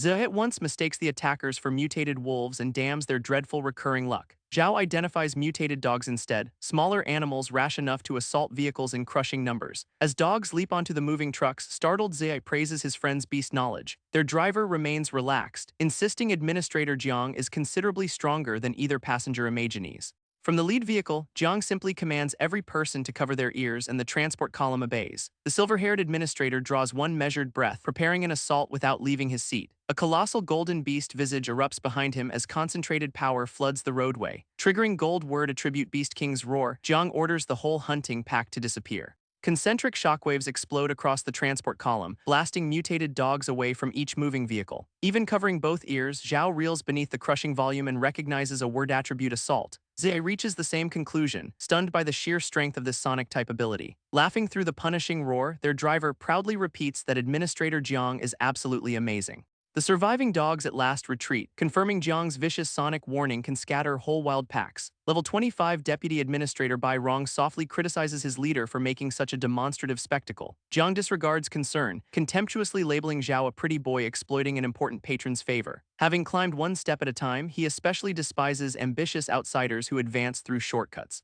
Bai starts objecting, yet Jiang pledges public restraint while refusing private supervision from his subordinate. He wants higher rank without groveling, believing usefulness to formidable people excuses smaller transgressions. The transport column enters walled settlement number 119, crossing broad farmland toward its crowded illuminated center. Uniformed sentries salute Administrator Jiang's returning vehicle, clearing the streets for their formidable ruler. Bai escorts both visitors into temporary quarters since each proper dwelling already belongs to somebody. Their dusty brick chamber is crude, although Zai notes its smaller holes beat his colder home. Before leaving, the deputy hands them written instructions issued by the company for tomorrow's trial. He also cautions that numerous candidates will participate, meaning these outsiders receive no exclusive advantage. Zhe gratefully takes the paper, reassured no one anticipates him to memorize complicated spoken directions. Zhao at once crumples onto a filthy bed, which makes Bai wonder whether this humble guest truly has connections. The deputy departs after explaining a guard remains outside and will answer any immediate request. Trial instructions demand clearing a white-level dungeon restricted below level 10, slightly stronger than dungeon 226. From the bed, Zhao wants to know how many candidates enter and how many positions the company presents. Zai checks cautiously, yet the written notice provides neither of those crucial numbers anywhere. That omission shows two conditions: kill the dungeon boss and survive competition among each participant. His partner agrees, understanding frantic candidates will inevitably besiege whoever reaches and overcomes the boss. Recalling Dungeon 226's vicious cost, Zhao knows defeating a further boss directly would be reckless. Better let rival hunters tear each other apart, then collect the prize, though Guanju unexpectedly invades his thoughts. Zia in a heartbeat catches that distant look and cheerfully accuses his friend of missing the purple-haired heiress. Rejecting the bait, he turns over while the matchmaker commands him to sleep before tomorrow's grave business. Yet the lecture carries on, cautioning about teenage hormones, self-control, and whatever feelings involve that girl. Zhao at last slices him off, insisting Guanju and they belong to fully different worlds. With one sharp command to shut up and sleep, he concludes the embarrassing interrogation. Zai relents, imagining both friends gaining status once they pass the trial and join the company. Elsewhere, Jiang concludes his guest displays no obvious contempt towards Settlement No. 119's administrator. Still, he cannot dismiss the possibility that the well-connected newcomer is merely hiding it perfectly. Tomorrow's company examiner will settle matters, since genuine ability must at last reveal itself within the trial. Bai Rong questions why his leader cares so profoundly about one visiting Zhao. Jiang sees his younger self there, same uncommon talent, oppression endured, and rebellion launched against tyranny. More importantly, this youth has formidable backing, something the administrator never possessed during his own rise. Admitting jealousy partly fuels his interest, Jiang folds away the note with a knowing smile, yet Bai quietly queries whether his leader's explanation contains even half the truth. Morning at last shatters across the surrounding mountains, announcing the company's perilous examination day. At Settlement No. 119's white-level dungeon gateway, sentries contain an enormous crowd of candidates. They hear awakening stones are common in prosperous settlements as safe dungeon-clearing talent remains uncommon. Jiang reviews the straightforward rules: stay alive, clear the dungeon, and prove yourselves worthy. Survivors must return after clearing to qualify, as company benefits need absolutely no sales pitch. With one final wish of luck, the administrator fixes Zhao with a deliberately challenging stare. Zhe observes their host watching and at once interprets that wordless pressure as open provocation. Candidates stampede through the portal, chasing free access, monster experience, and simple retreat if outmatched. When his companion queries Jiang's motive, Zhao anticipates the man will ultimately reveal it himself. That self-assured answer crumples into admitted uncertainty, earning instant exasperation from his skeptical friend. As the last candidates vanish, Jiang and Bai calmly watch the portal from a nearby rooftop. A further roof hides a hooded young woman whose aged butler cautions against revealing herself publicly. She verifies being the company's true examiner, secretly scouting conditions while keeping her cloak firmly on. Inside, yin erosion drives candidates to scatter swiftly among numerous branching tunnels and caves. One cheerful adventurer chooses left purely since he considers that direction personally lucky. Reaching the same fork, Zai asks his far calmer partner which tunnel they should take. Before any decision, the transport column's familiar purple-haired driver charges over, delighted to find them. He loudly celebrates their lucky reunion, greeting both newcomers like treasured little brothers. The trial also accepts number 119 residents, and he wants security for his wife and children. Naturally, the friendly driver proposes forming one squad where all three can protect each other. A desperate wordless exchange passes between the suspicious visitors before either answers aloud. Zhe suspects Jiang planted this apparent ally as an assassin and anticipates an immediate rejection. Zhao catches that warning perfectly, then answers with a strategy his friend never anticipated. Joining their squad will cost 200 supply tickets, a demand that leaves Zhe speechless. Zhe gradually understands his partner understood the concealed signal yet spectacularly ignored its intended meaning. The driver happily accepts, exposing Jiang pays him 800 supply tickets each month. From a narrow crevice, a further candidate secretly observes the freshly formed trio walk away. Her detection ability reads Zhao's strange aura and identifies him as a radiant word attribute user. That staggering discovery transforms a common squad-up opportunity into a potentially vital alliance. Still concealed behind stone, the observer weighs courage against the peril of approaching strangers. In the same moment, their driver announces a gang. Zhao leads, he ranks second, and Zia comes third. The concealed girl wants radiant protection, yet her agonizing shyness around unfamiliar boys stops her. Hua Xiaoman recalls her settlement's frantic families and commands herself to become courageous enough for them. Up ahead, Zia queries whether their guide knows this dungeon before blindly choosing a further passage. Unfortunately, the cave appeared recently, and warnings about its peril previously kept the driver outside. As visibility worsens, Zia boasts that unavoidable directly fights perfectly suit his undaunted fighting style. Their impressed guide praises that courage, as Zhao privately recognizes a further convincing bluff. Abruptly detecting movement ahead, he silences every person before the tunnel can spring its ambush. Twin curved blades slide free as both teammates at last realize real peril is closing swift. Concealed Xiaoman panics that she has been spotted, debating whether to introduce herself or retreat instead. Multiple creatures smash through the cave walls and floor, encircling all three adventurers. Steel claw rats emerge at levels 6, 7, and 8, each larger and deadlier. Xiaoman exhales in relief since the warning concerned monsters instead of her awkward surveillance. Zhao assigns both weaker rats to his teammates, taking level 8 before promising immediate backup. Zhe objects that their lower levels make survival impossible if level 8 delays Zhao too long. Asked for an alternative, the self-proclaimed strategist proudly moves forward to command the combat zone. Borrowing Tianjai's horse racing tactic, he proposes sacrificing their weakest combatant against the strongest rat. Their strongest combatant would swiftly eliminate the weakest monster, then reinforce the struggling sacrificial teammate. The bewildered driver wants to know how these human horses should be ranked, acquiring one straightforward answer: levels. Zhao stands at level 7, driver Zhang Dahua at 5, and horrified Zhe at 4. When the chain level 8 monster rushes, their designated inferior horse in a heartbeat loses his nerve. One gaze toward those immense claws makes him abandon strategy and demand Zhao's original assignments. All three steel claw rats surge forward, verifying this dungeon's baseline peril exceeds Dungeon 226. Zhao meets the level 8 attacker directly, recalling Dungeon 226's quasi-boss was only level 5. Elsewhere, Zai asks Zhang Dahua for cover while he targets the weaker rat's vulnerable eyes.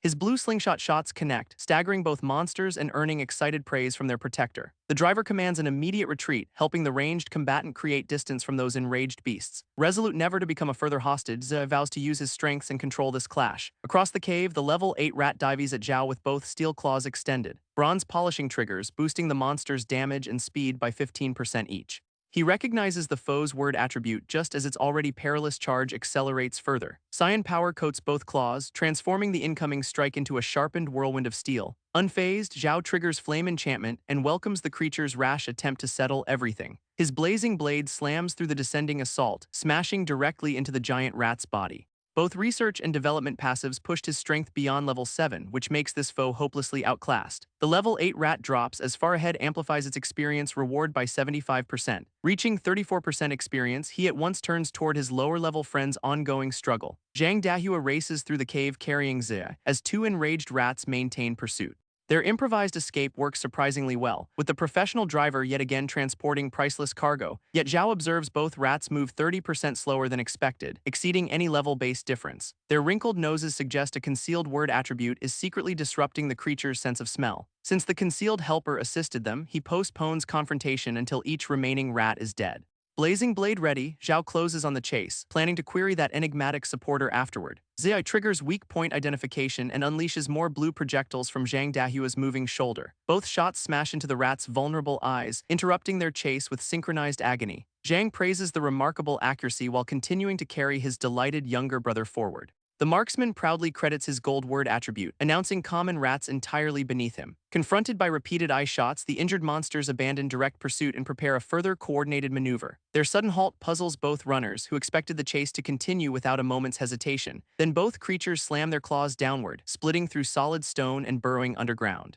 Zai understands their intention at once, cautioning that an underground ambush is coming next. His carrier hardly understands before panic demands movement in place of a further complicated explanation. Ordered to sprint, Zhang accelerates with Zai aboard, attempting to outrun the buried attackers. Past the point of stopping it, the first steel claw rat erupts through the tunnel wall directly beside them. A second beast assaults from below, trapping Zhang between two claws while he shields his passenger. Confronted by catastrophic injury, the horrified driver worries his wife will finish whatever those rats begin. Concealed nearby, Xiaomin sees their frantic position and understands subtle interference will no longer suffice. She triggers maximum strength special gold scent manipulation, flooding the tunnel with swirling purple odor. The crushing stench assaults both rats' sensitive noses, freezing their assaults before impact. Zhao grabs that flawless opening, reaching the trapped pair with his flaming weapon ready. One immense blazing sweep tears through both distracted monsters, bringing an end to the coordinated ambush in a heartbeat. Far Ahead raises his experience to 85%, confirming advancement grows harder at higher levels.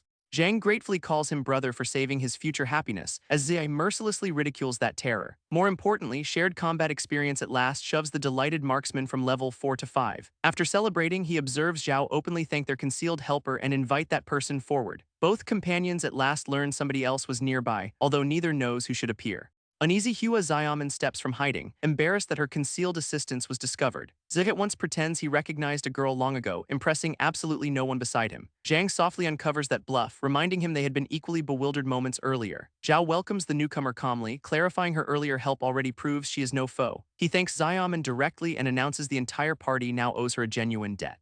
Zhang and Zia exchange bewildered looks, still unaware exactly how this shy stranger helped. Their leader clarifies her concealed ability slowed both pursuing rats, preventing grave injuries to them. Understanding dawns, and thankful Zhang in a heartbeat promotes the embarrassed girl to family jewel-saving lifesaver. Zhao pledges that if they meet once more, his group will repay Xiaomin with everything possible. With that debt acknowledged, the three companions resume their urgent march and bid her farewell. Left behind, Xiaomin understands missing this uncommon alliance may destroy her only real chance. She at last gathers her courage, calling after them and asking permission to join. Zig in a heartbeat supports her request, privately marveling that Chengzi somehow attracts a further pretty girl. Their leader declines enthusiasm, cautioning the dungeon boss may turn this partnership into a funeral. Unshaken, Xiaomin must join the company and feed relatives waiting back in settlement number 347. Coming back empty-handed would hurt worse than dying, so retreat merely is not an option for her. Bowing frantically, she repeats her plea and asks them to let her battle beside them. Even after hearing everything, he gives one calm, unmistakable answer: sorry, yet absolutely no. Zhang and Zai stare in disbelief, since that rejection entirely shatters their romantic predictions. Bewildered and injured, Xiaomin wants to know whether her weakness or some concealed flaw caused his refusal. He lists 3 reasons: her safety, unwanted attention, and a safer route through Jiangmimi. The Settlement 119 administrator would likely provide food, which leaves Xiaomin suspicious this excuse hides something. He maintains her strange power likely makes her stronger than either companion, then leaves belief to her. Zai erupts at the insult, as Zhang concedes they look ridiculously weak beside their leader. Xiaomin accepts his reasoning, calls him good-hearted, and parts with hope they will meet once more. As she vanishes, Zai jokes that loyalty to one rich young lady inspired this rejection. Striding deeper without turning, he softly assures his closest friend that Yezi is not weak. Pride restored, the marksman grins and maintains no one has to explain his obvious greatness. Zhang compares their loyalty to Jiang and Bai, suspecting Zhao might be some dignitary's favorite. That possibility leaves the planted driver studying his enigmatic new boss with renewed suspicion. Before Zia can finish asking, his friend correctly guesses the real query: why accept Zhang? The answer lands like lightning. Jiang Mimi deliberately planted the driver inside their squad. Anybody trusted with priceless supply trucks must be a confidant, confirming Jiang takes them gravely. Zai starts questioning the administrator's motives, yet his next step interrupts that perilous thought. His boot catches something on the floor, sending an indignant yelp echoing through the tunnel. What tripped him is no stone, yet a horribly injured woman lying motionless in darkness. Zhang recognizes a Settlement 119 combatant already at level 9, supposedly protected by a squad. Her impossible death makes him fear these inner monsters dwarf everything near the gateway. Inspecting the remains, Zhao discovers monster injuries, yet identifies a sharp human weapon as fatal. Nearby, countless other candidates lie concealed together, evidence somebody deliberately hid a whole slaughter. Zhang recognizes her whole squad among them, including one awakened combatant who reached level 10. The victims were ambushed after monsters weakened them, verifying human hunters struck shockingly early. Zhao suspects foes from within Settlement 119, uncovering just how fractured its population really is. Sweat pours down Zhang's face as this grim accusation leaves him unable to answer. A drilling roar abruptly interrupts them, and something immense bursts through the ceiling overhead. The attacker shows itself as an elite level 10 drill fierce rat, clarifying the carnage. Twisting like a living auger, the monster plunges straight toward the startled driver below. A frantic warning sends Zhang aside while Zhao dives clear before the drilling impact. Zhao understands this elite monster rivals the old demon boar's force, despite not being a boss. As the trio recovers, unseen observers remain concealed behind a narrow opening in the stone. Two tattooed hunters recognize Zhang's confidant and choose to repeat their previous patient ambush. Oblivious to them, the drill fierce rat resumes spinning with absurdly monstrous acceleration. Zai protests that aside from its head, nothing whatsoever about this nightmare resembles any common rat. Their strategist reconstructs the killer's method, wait for mutual damage, then finish weakened survivors. Suspecting somebody still observes from a concealed tunnel, he chooses to expose that threat at once. Eliminating the ambusher now will prevent interference when the real boss clash demands everything. First, he employs the elite rat as bait, ordering Yezi to reveal its vulnerable point. The trap requires faking injuries, exactly how his sister taught him to hunt mutated vultures. Butcher's precision triggers, and the marksman directs his charging friend toward the monster's chest. His controlled opening slash touches that center point, shaving only 1% from its health. A fatal strike would ruin everything, so he cautiously restrains power while maintaining the performance. A further deliberately sloppy strike drops 15%, advertising weakness without ending the perilous monster. The rat strikes back forcefully, and Zhao accepts a punishing hit to sell their vulnerability. Enraged for his brother, Zai releases multiple shots despite Zhang warning that attention will follow. Blue projectiles pepper the beast, dealing minuscule fragments of damage but provoking immense fury. Exactly as warned, the drill fierce rat leaves behind its first target and whirls toward them. Terror spreads as its horned charge locks onto the two exposed companions below. Zai shoots while dodging, yet each glancing shot hardly scratches the relentless elite attacker. Clutching his blood-soaked chest, Zhao commands Yezi to run, unable to reveal the performance without ruining everything. Instead, his loyal idiot faces the accelerating drill, which leaves the strategist quietly questioning his intelligence. Zhe announces fear impossible and draws his slingshot against the monster that injured Chengzi. Zhang tackles the rash marksman aside just before the blazing horn tears through their position. The driver demands sanity, reminding his passenger that their attacker is a level 10 monster. Yet vengeance matters more, since no one gets to hurt his brother and escape punishment.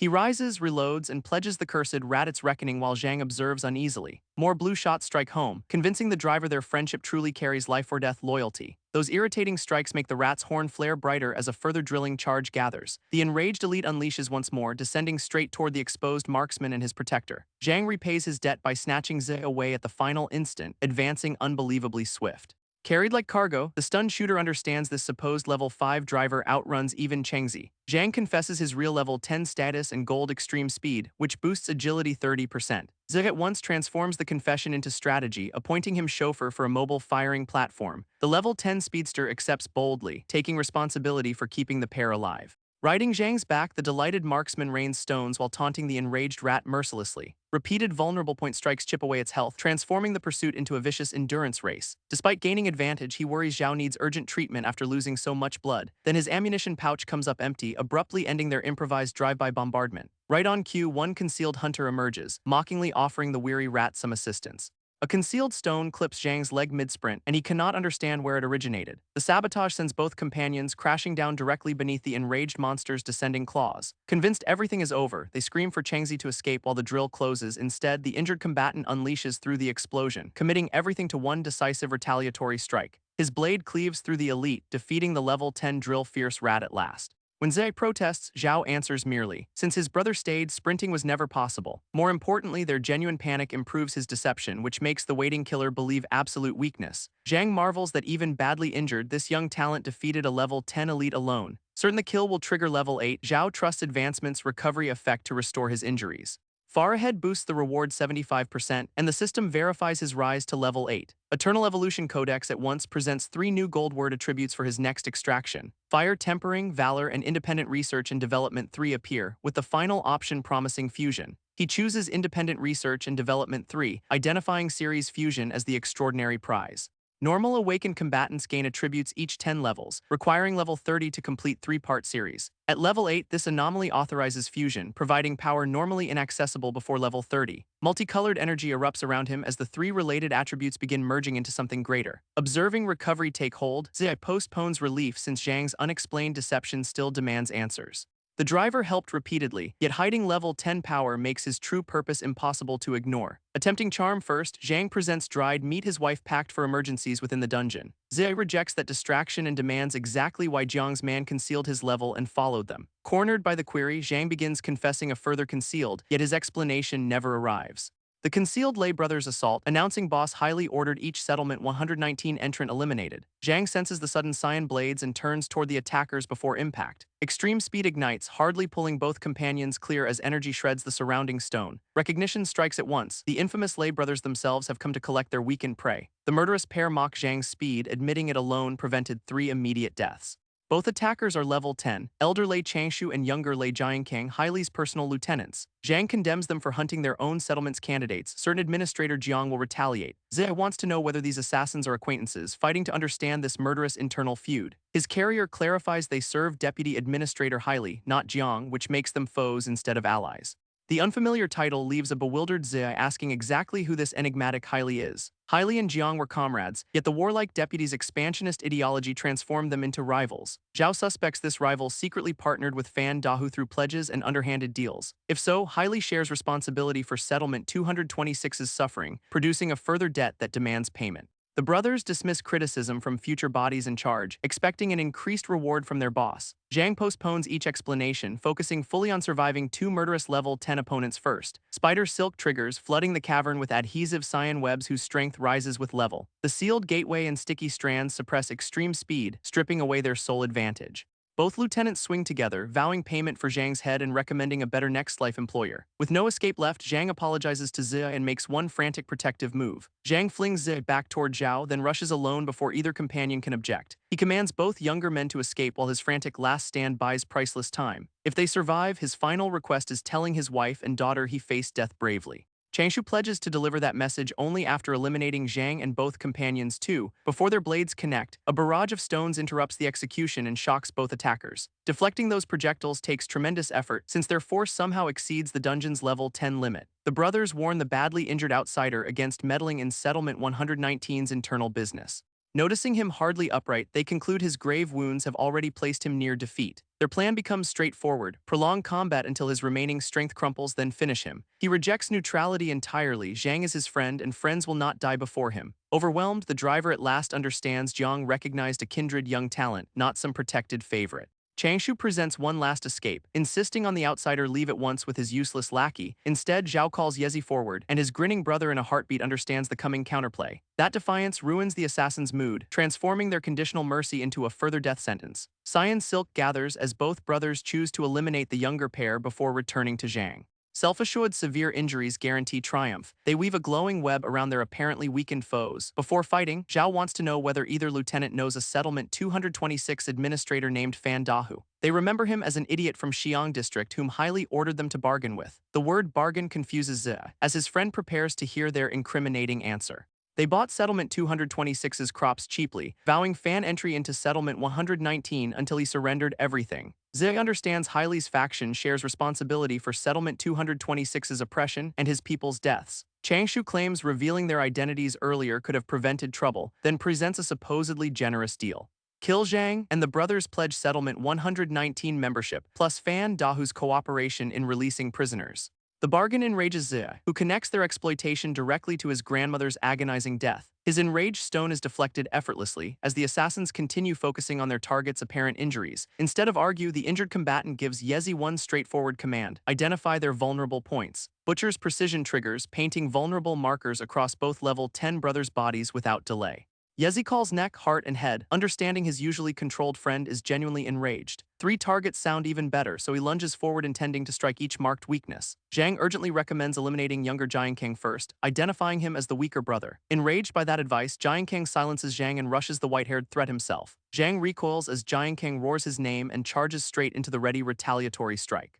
A single vicious punch slams into Jiang Kang's marked neck, dropping the younger assassin in a heartbeat. Changshu's self-assured expression crumples into horror as his younger brother drops without resistance. Transforming calmly toward the survivor, the white-haired monster declares that Changshu's turn has arrived. Spider silk erupts frantically, lashing around his limbs and torso before he can close distance. The glowing threads tighten everywhere, apparently immobilizing their captured target inside a reinforced cocoon. Flame enchantment abruptly triggers within the bindings, encircling the trapped combatant with hellfire. Hellfire tears through the adhesive web, freeing him in a storm of crossing flame hits. Standing over both fallen brothers, he disregards the level 10 killers as considerably weaker than expected.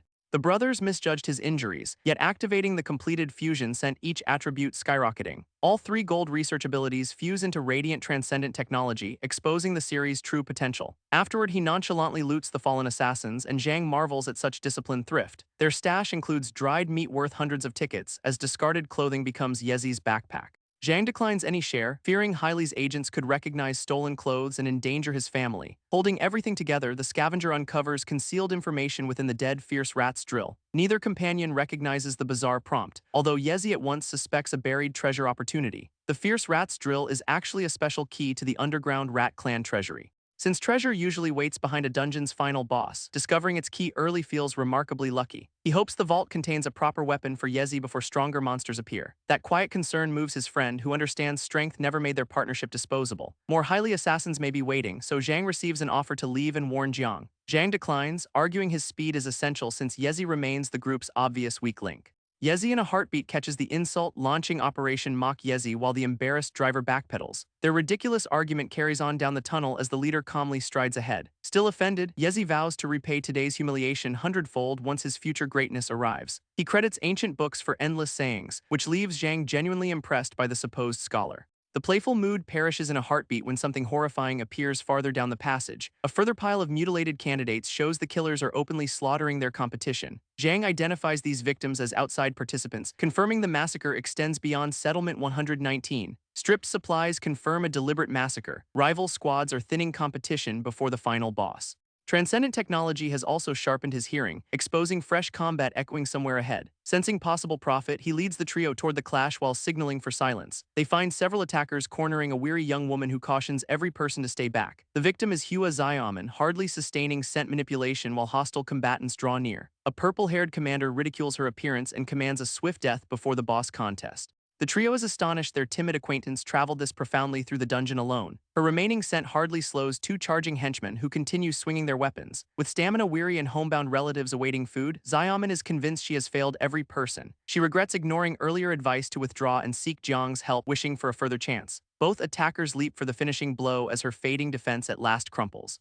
A golden crescent erupts between them, in a heartbeat cutting down both assailants before they connect. Her rescuer calmly tells the horrified girl to open her eyes since she survived. Identifying him, Xiaoman brightens with disbelief that their paths crossed once more this far inside. He sends her safely aside, vowing to handle this perilous rescue personally from here. The unfazed commander observes two subordinates die, exposing she expected and welcomes a direct battle. Calling him skilled, she approaches with flirtatious confidence in place of fear or grief. Her suggestive invitation carries a concealed threat, preparing something considerably more perilous than seduction. A mind control word attribute triggers as she proposes playing a few entertaining games together. Pink energy encircles him with false attackers as both companions urgently warn against mental control. The assault lands elsewhere. Yezi and Zhang fall under control, their eyes glowing pink. Since her power requires concealed intent, their warning spoiled the attempt to capture its genuine target. Xiaoman understands the dead henchmen were controlled puppets, clarifying their commander's total indifference. With friends enslaved, the swordsman concludes killing their controller is the fastest cure. She counters by offering her identity. Self-assured, two controlled hostages can guarantee enough hesitation.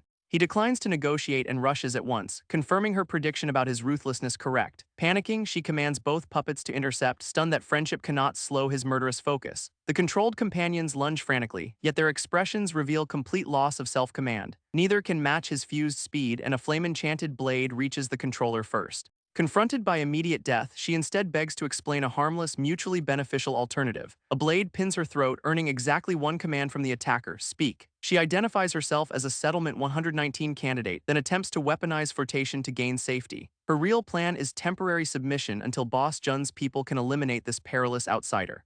Unimpressed, he wants to know whether seduction and vague pledges are truly everything she presents. She claims every person ahead serves her boss, whose commands reserve each company position for settlement 119. Marriage would supposedly convert him into a local, which makes their partnership legitimate and mutually profitable. Observing anxiously, Xiaomin fears this survival-driven seductress will abandon any partner for greater strength. One query slices through the performance. Is her enigmatic superior actually highly too? She scoffs. Boss Jun outranks highly so entirely that even Administrator Jiang addresses him respectfully. After hearing enough, he states he understands, as she assumes the alliance is secured. Understanding concludes the conversation. One decisive slash eliminates the controller before a further scheme can begin. Xiaomin is stunned, asking why such seemingly favorable terms still earned immediate execution. Three reasons follow: attempted murder, enslaved friends, and absolute refusal to serve settlement 119. Her death lifts the word attribute, which leaves Yezi and Zhang dizzy but fully themselves once more. He clarifies that anybody capable of controlling them once remained too perilous to spare. Zhang identifies the victim as Deputy Administrator Huang Jun's mistress, personally sent into the trial. Slaying her has offended settlement 119's three giants, Jiang Mimi, Haili, and Huang Jun. Those three giants effectively control the settlement despite opposing ideologies and deep mutual hostility. Therefore, Huang Jun and highly planted candidates here. As cautious Jiang protected his extraordinary guest, Yezi suggests inventing an extraordinary identity, since far from home reputation becomes whatever one claims. Even knowing a large awakened force waits ahead, the resolute trio chooses to continue. The company remains his sole route toward the sister who may still be waiting there. Yezi follows without a moment's hesitation, and Zhang reluctantly commits himself to the same perilous route. Xiaomin requests inclusion, acquiring permission to trail them and conceal their presence with scent. Delighted, she pledges to cautiously follow each instruction and avoid becoming a further burden. Yezi teases that pity motivated the decision, despite his friend's supposed devotion to a rich lady. The answer is practical. Her concealment presents Yezi extra protection against dangers ahead. Now accepted, Xiaomin shows her concealment was also hiding numerous injured people nearby. She lifts odor concealment, uncovering what her gold scent manipulation had entirely masked. Dozens of injured candidates emerge from side caves, apparently driven back by something farther ahead. Their injured leader clarifies organized candidates ambush them with traps and crushing numbers. He answers without emotion that using each available method is normal during life-or-death competition, yet the attackers posed as Settlement 119 reinforcements, lowered defenses, then severed the leader's hand. Reliving the betrayal makes his critical injuries flare, sending blood from his mouth. Xiaomin sheltered these defeated candidates after the controller arrived to finish each survivor. Zhang condemns both rival factions, believing Jiang alone prevents Settlement 119 from collapsing into chaos. Helping means escorting every person outside, yet abandoning them guarantees death and preserves priceless boss fighting time. Xiaomin anxiously questions whether their terrifyingly rational leader will choose the crueler option. Even the injured commander anticipates abandonment, regretting the factional struggle that destroyed his simple qualification. Instead, the decision comes swiftly. Zhang and Xiaomin receive a new important responsibility. They must escort the injured outside for treatment, since neither has to face greater peril. Relief spreads at once, as Xiaomin understands genuine compassion endures beneath his merciless practicality. Observing the rescue, survivors compare him to Jiang and imagine a further humane administrator emerging someday.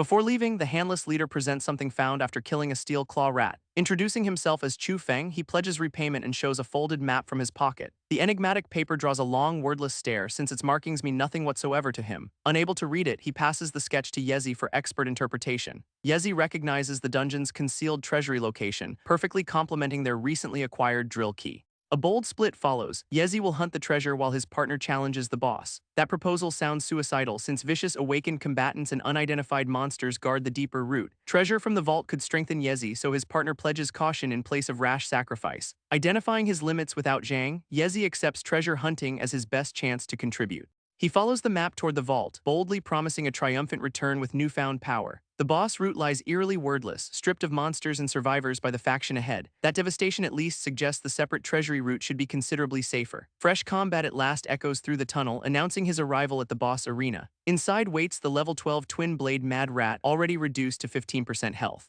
Multiple candidates surround the injured boss, pressing their coordinated attack from all directions. Sensing triumph, the combatants rally every person for one final combined decisive blow against it, yet killing it now would free each foe, so he chooses to exploit the chaos. Since these killers murder for profit, eliminating the weakest first feels like heaven's work. Three distracted combatants fantasize about company status, higher rank, and ugly rewards after qualifying.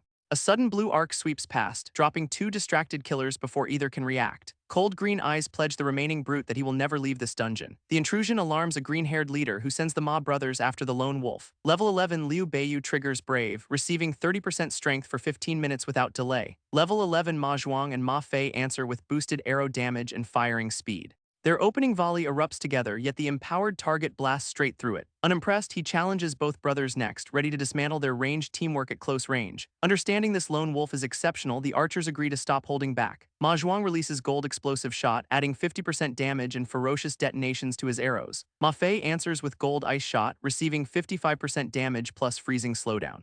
Knowing ranged combatants crumble at close range, their target rushes through converging fire and ice. Explosions and frozen shards tear across the cavern, yet still cannot halt his advance. Liu cautions old Zhang about the intruder, yet both decide killing the boss matters more. Accepting their allies as expendable, the two melee combatants keep carving into the monster. Its remaining health keeps falling as they calmly postpone human slaughter until afterward. With escape disappearing beneath their own barrage, the Ma brothers prepare one frantic last stand. Standing together, they draw their infamous most vicious paired arrow with everything remaining. In place of retreating, the silver-haired challenger dives headfirst directly between both incoming projectiles. He welcomes their supreme technique as the flawless test of his body's current limits. Explosive fire and freezing energy collide around him, swallowing the passage in a colossal blast. Noticing no dodge, the brothers call him insane and assume their gamble succeeded. Relief follows since an evasive maneuver could have redirected their lethal convergence against them. Then Ma Fei's head drops, which leaves Ma Zhuang screaming for his younger brother. The effortless counter proves transcendent technology has surpassed even its wielder's wildest expectations. Enraged, the surviving archer shoots once more, insisting on his foe join Ma Fei in death.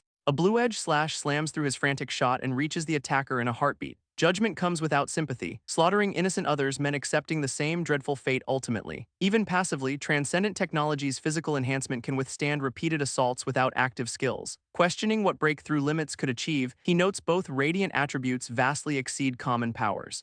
Still, the masked blade wielder from 3 full years earlier remains stronger, confirming real monsters lie ahead. Discovering his sister demands considerably more growth, beginning with this boss in a company position. In the same moment, Liu Beiyu and Old Zhang launch their supposed finishing blow against the weakened rat. At 10% health, the monster abruptly halts their blades and changes its whole posture. Instead of begging, the injured rat covers its face and begins calling through blood-stained tears. A colossal hand erupts from below, smashing through stone between the stunned melee combatants. The summoned protector emerges, a level 13 giant axe king rat also ranked as boss. 2 bosses in one white dungeon leave both veterans horrified, especially with the newcomer stronger. Its colossal axe slams down at once, forcing Liu and Old Zhang into frantic evasions. Both escape by inches, astonishing the articulate king rat, which expected immediate casualties. Watching safely, Zhao understands some dungeon monsters possess human speech and could massacre this faction. He resolves the safest solution is eliminating one boss before facing their combined pressure. The shaken pair reach the same conclusion, at last recognizing their foe can speak. Liu praises Old Zhang's judgment, and together they rush the colossal newcomer directly. The king rat announces that anybody seeking her life must first kill him. Their frustration erupts after grinding the smaller boss for ages. Now everything resets. As both veterans commit to the king, their rival circles toward the kneeling female rat. He raises his curved blade, calmly claiming the injured twin blade boss's head. Liu protests the stolen triumph, yet Old Zhang states this will provoke the true king.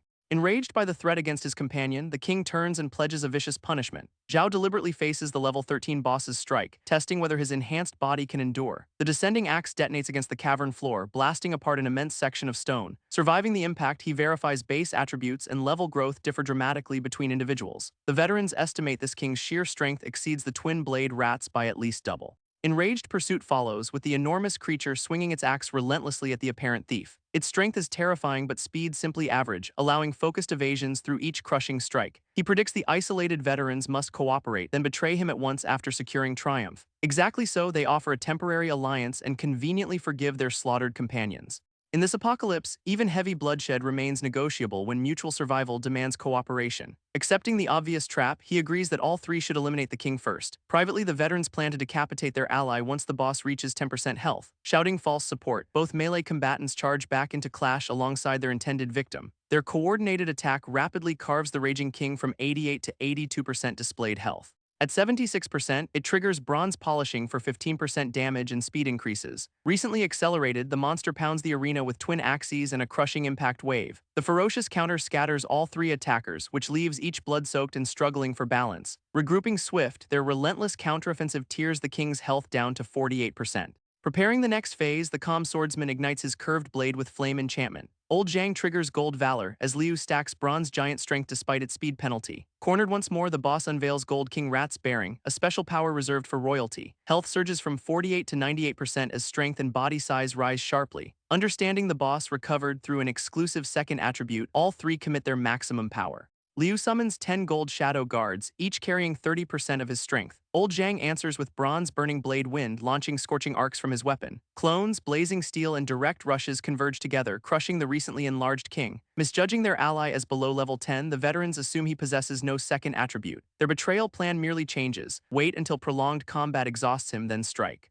The enraged barrage drives the restored monster from 98% to just 13. With every person breathing hard, the almost finished king appears ready for one final exchange. Their temporary ally unleashes first, insisting they finish the boss in one coordinated rush. Right on schedule, old Zhang redirects his blazing blade toward the silver-haired combatant instead. Zhao recognizes the pivotal moment in a heartbeat, transforming against the assault as shadow guards close.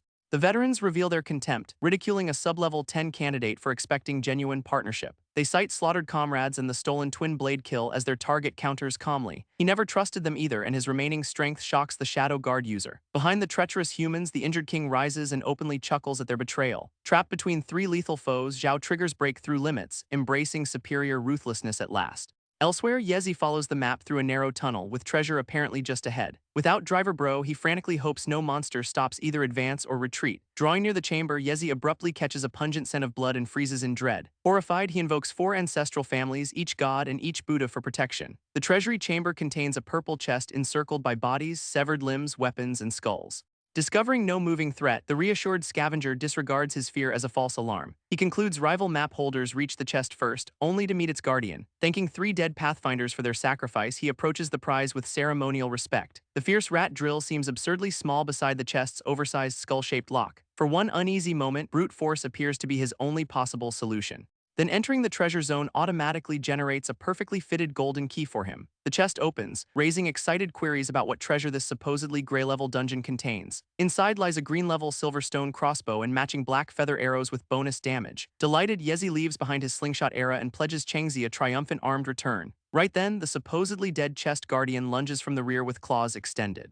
He whirls, triggers Butcher's precision, locks onto its vulnerable point, and shoots in a heartbeat. The crossbow combines 500 fixed damage, strength scaling, and a 200% vulnerable point critical. The bolt punches cleanly through the steel claw rat's chest, which leaves it squeaking in disbelief. A heartbeat later, the Guardian crumples behind him, entirely defeated by that single shot. Stunned delight replaces fear as the new marksman celebrates his first one-shot kill. The weapon's power clarifies Changzi's improvement, as the solo triumph raises Yezi to level 6. Understanding past teamwork shared considerable experience, he races back to help his friend. Crossbow secured, Yezi dashes through the tunnels, vowing to reach Changzi with timely support. Ferocious tremors shake the passage like earthquakes, convincing him the boss battle has turned perilous. Fear for his friend pulverizes hesitation, forcing him to accelerate toward the distant arena. Rushing through the final tunnel, he loudly pledges rescue before even seeing the combat zone. One look inside halts that heroic gateway cold, which leaves him speechless at the scene. In place of needing rescue, the lightning-wreathed combatant stands over both defeated betrayers and greets Yezi calmly. Even accustomed to absurd strength, Yezi understands this clash left him absolutely nothing whatsoever to demonstrate. Yet the blood-soaked king rat still coughs and stirs, declining to remain down. Gripping its colossal axe once more, the injured boss forces its towering body upright. With one last enraged charge, it bears down on the empowered survivor amid fallen foes. Yezi yells a frantic warning as the colossal execution strike closes from the rear. His friend hardly reacts, green eyes perfectly steady beneath the crackling blue aura. A single blazing counter flashes through the king rat before its axe can land. Triumph is confirmed, and far ahead boosts the level 13 reward from level 8 to 10. 2 level-ups trigger Eternal Evolution Codex once more, producing a further selection containing a Radiant option. Bronze polishing, sharpness, and dual-wielding mastery appear beside Gold Ice and Explosive Shot. Radiant Wind Manipulation joins the pool, offering the unfamiliar void-splitting Dark Wind technique. Then Breakthrough Limits expires at 0 MP, exposing severe exhaustion as its unavoidable price. Noticing him buckle, Yezi at once charges forward and reaches for his drained companion. Reassurance follows, no grave injury, only crushing fatigue requiring immediate sleep and recovery. Identifying Changzi has vulnerable moments too, Yezi resolves to become his protector this time. Steadying the weary combatant, he pledges peaceful sleep under his own watchful protection.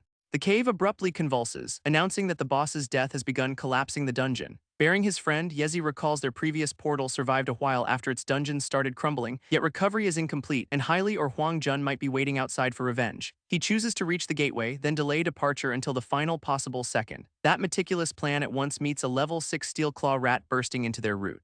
Yezi struggles to believe smaller monsters remain active even after both formidable bosses fell. Still carrying his partner, the new crossbowman boldly pledges to handle this lone attacker himself. Then several level 6 and level 7 rats swarm forward, rapidly multiplying the supposed solo battle. His courageous grin abruptly tightens when the actual count reaches 4 hungry monsters. Outnumbered or not, Liu Ze shoots while carrying his powerless friend, accepting the challenge alone.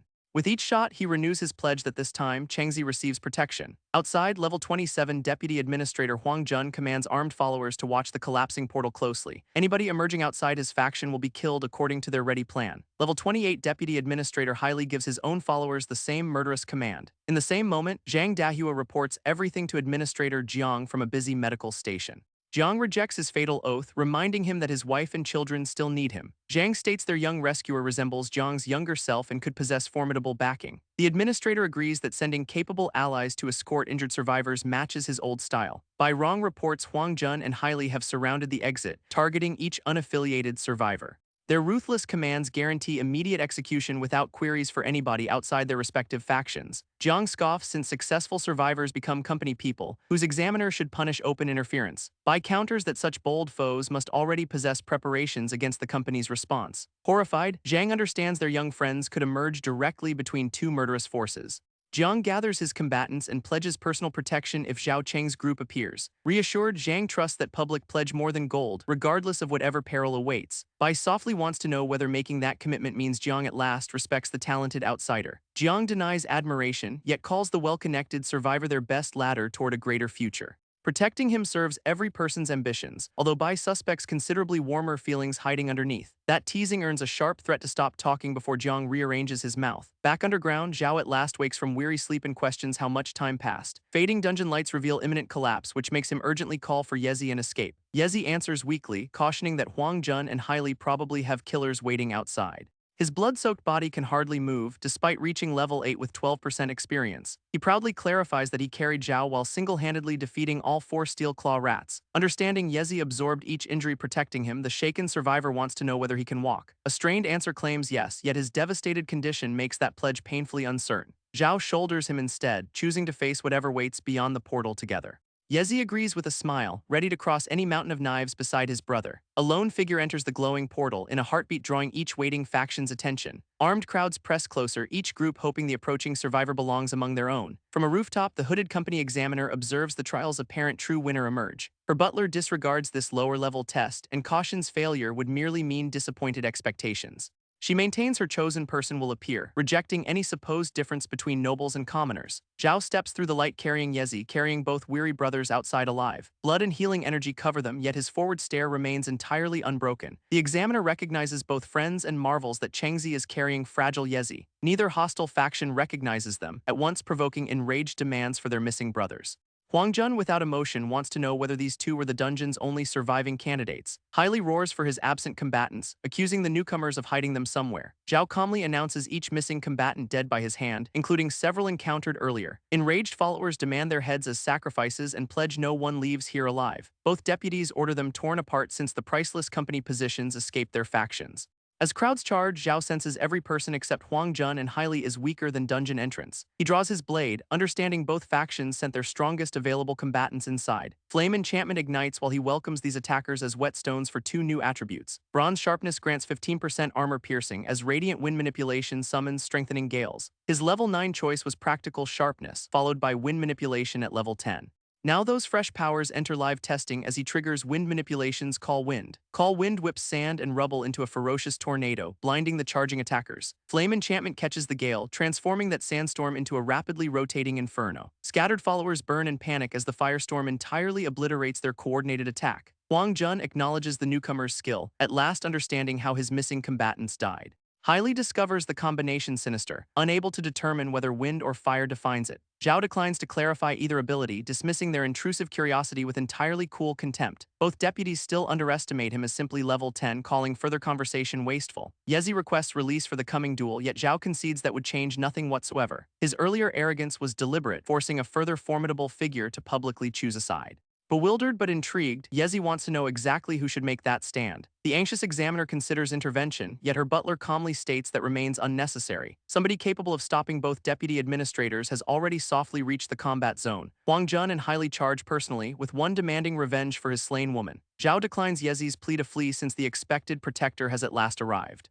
Jiang's colossal gold tiger king's roar erupts overhead, forcefully freezing the whole confrontation. Yezi understands their rescued survivors delivered news early enough for Jiang to intervene. Administrator Jiang publicly announces Zhao a protected company member whom no one may touch, then a messenger reports numerous settlement number 173 awakened combatants attacking settlement No. 119's gates. Jiang sends every person except Bai Rong to reinforce the gates while he resolves matters here. He questions what reward made settlement number 173 rash enough to provoke his retaliation. The traitors promised settlement number 173 3 days of unrestricted plunder after Jiang's defeat. Understanding they sold the settlement, Jiang resolves neither deputy can remain any longer. They complain rebellion changed nothing whatsoever, as his refusal of expansion denied them resources and influence. Zhao anticipates a complete leadership reshuffle, yet still considers Jiang best for common residents. Yezi murmurs that so many concealed traitors make the administrator's position remarkably hard. Zhang Dahua reaches his injured brothers and urgently calls them away from peril. Fights between level 20 combatants would make them cannon fodder, so Driver Bro presents shelter. He charges them away just as the first explosive clash erupts directly behind them. Jiang's group and the rebel deputies at last collide, releasing tremendous raw elemental force. Lightning, earth, and weapon energy tear through the combat zone during their opening exchanges. Zhang identifies Bai Rong's gold lightning attachment and Huang Jun's natural earth flow control. Observing a further unnatural color appear, Zhao wants to know what powers Jiang's enigmatic green flames. Jiang surges directly forward inside that colossal emerald inferno, pressuring the hammer-wielding highly. The impossible green blaze belongs to an exceptionally uncommon, legendary Radiant-class word attribute. Zhang names it Hellish Netherworld Flames, although no one nearby understands its full abilities. Yezi remembers Radiant attributes appear once among 10,000 and supposedly reshape the world. Zhao queries that immense legend, prompting his bookish friend to cite ancient records. Those texts claim the first accidental word attribute awakening ended humanity's most advanced era. Its origin remains unidentified, apparently manifesting spontaneously inside one ancient human without explanation. Whatever that primordial power was, the records blame it for destroying human civilization. Yezi dreams that comparable power could rescue Zhao's sister and rebuild ancient civilization. Zhao notes his own radiant gift feels less enigmatic, confirming major differences within each class.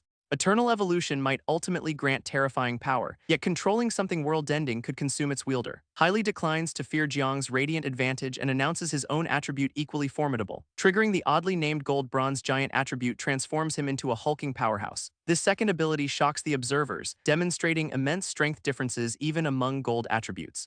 The giant rushes with murderous confidence, treating Jiang as the final obstacle against expansion. Jiang meets that descending fist with a calm smile, demonstrating absolutely no concern. Hellish netherworld flames surge upward, engulfing the enlarged attacker and arresting his charge. Jiang calls him unworthy of replacement, as highly pledges mutual destruction before blazing. Trapped inside green fire, the transformed traitor strains frantically against its consuming pressure. Yezi fears a direct clash, remains uncertain, and questions why Jiang declines to dodge. Zhao understands the administrator is distracted since he is simultaneously helping somebody elsewhere. Huang's earth flow binds Bai Rong, as Jiang's flames prevent the swordsman approaching closer. Raising immense stone formations, Huang boasts that each higher level creates a wider power gap. Self-assured in that advantage, he tells Bai to remember the difference between them.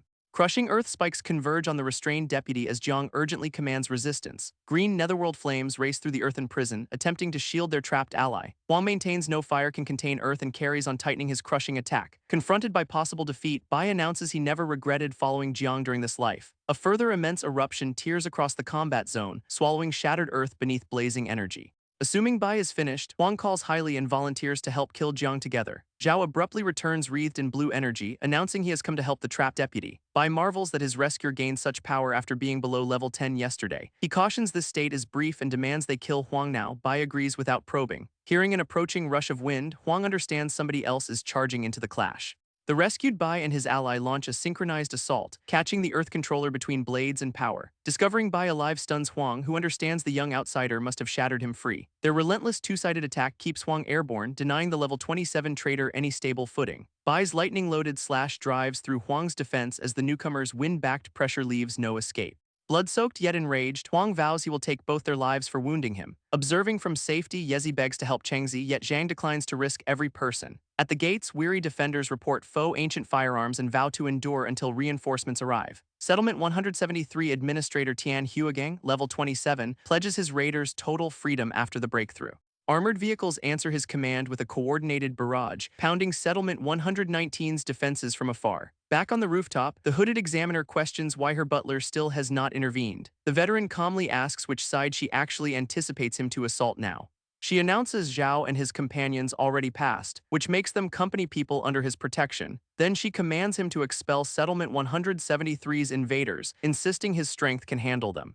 The butler requests patience, clarifying that triumph alone was never this trial's true purpose. Challenged by the delay, the young examiner bluntly questions why this merciless inaction is necessary. Her butler states company engineered the trial to exploit internal conflict, thinning awakened ranks and stabilizing the continent. She protests selection should gather strong talent and increase company's power, not deliberately destroy it. He counters company already holds crushing strength and could grant continent-wide abundance whenever it wished, yet ending scarcity would erase Eastern continent's dependence, which makes company membership lose its coveted value. That cold logic leaves the sheltered heiress stunned, unable to accept how the system truly works. Letting settlements slaughter each other preserves stability, he states, vowing age will ultimately teach her why. Still resisting, she sees Settlement 119's gates nearing collapse while Zhao's clash remains undecided. Civilians already suffer catastrophe below, and she cannot accept quietly watching them die. Exposing herself as Guan family's legitimate daughter and future head, she orders the butler to intervene. He can obey, yet cautions intervention violates high ruler regulations established by 5 great families.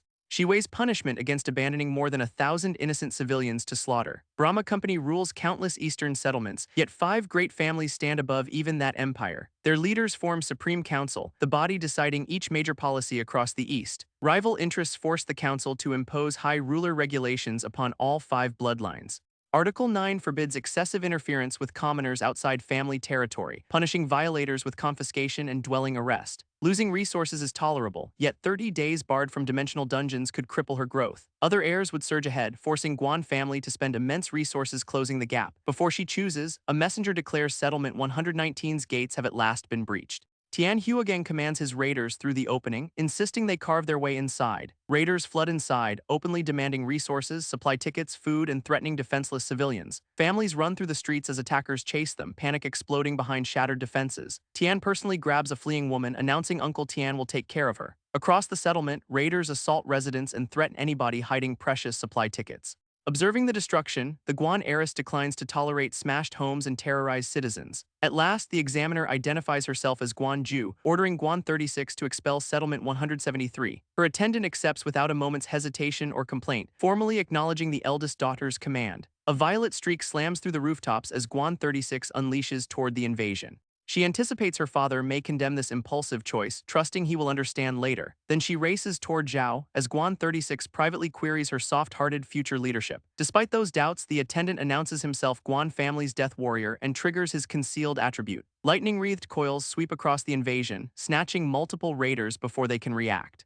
The Death Warrior releases ruthless punishment upon every person who angered his young mistress. In the same moment, Huang's Earth Flow stops each combined strike, which leaves both attackers unable to pierce his defense. Zhao recognizes Bai's severe wounds and heavy stamina loss could drag them both into defeat. Bai presents escape while activating Bronze Sword Mastery, raising sword speed and assault by 15%. Huang ridicules that bronze talent and triggers gold extreme speed, receiving 30% speed for 15 minutes. Recently accelerated, Huang tears through Bai's defense, exploiting the immense level gap with vicious precision. Knowing continued combat cannot win, Zhao notices one frantic opening inside Huang's aggressive state. Yet with Bai pinned and battered, he still cannot see how their disadvantage becomes triumph.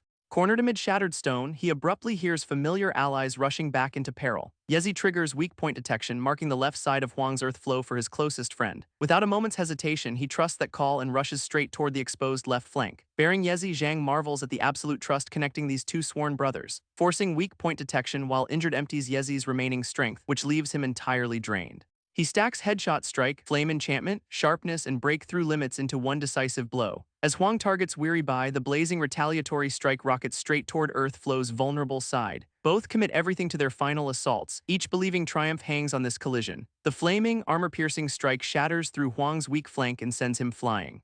Humiliated by defeat against a level 10 outsider, the blood-soaked traitor's rage turns murderous. Declining to lose alone, Huang unleashes a suicidal charge and demands they die together. The reply is an undaunted refusal, meeting that last frantic lunge directly. Refresh once restores each cooldown, yet repeating the full stack entirely drains his hardly recovered body. With the peril at last shattered, he crumples among the rubble, hardly remaining conscious. Bai catches him, thanking the young combatant for saving his life in return. Guanju arrives stunned that the level 7 boy she knew defeated a 20-something awakened combatant. She questions what extraordinary talent could possibly create such explosive growth in so little time. Injured Bai apologizes that he cannot bow properly, yet the examiner disregards formalities. He identifies Zhao as Settlement 226's rescued candidate and the company examination's clear winner. Bai worries an elite examiner has little patience for bottom-tier newcomers, having seen countless prodigies. Guanju takes charge and sends Bai to assist Jiang's rapidly ending clash. Greeting Chengzi warmly, she leaves the deputy bewildered by their obvious unforeseen familiarity. Then the high-status examiner personally carries him away, shocking anybody familiar with company hierarchy. Bai can only stare, unable to understand why an elite would bear a newcomer herself.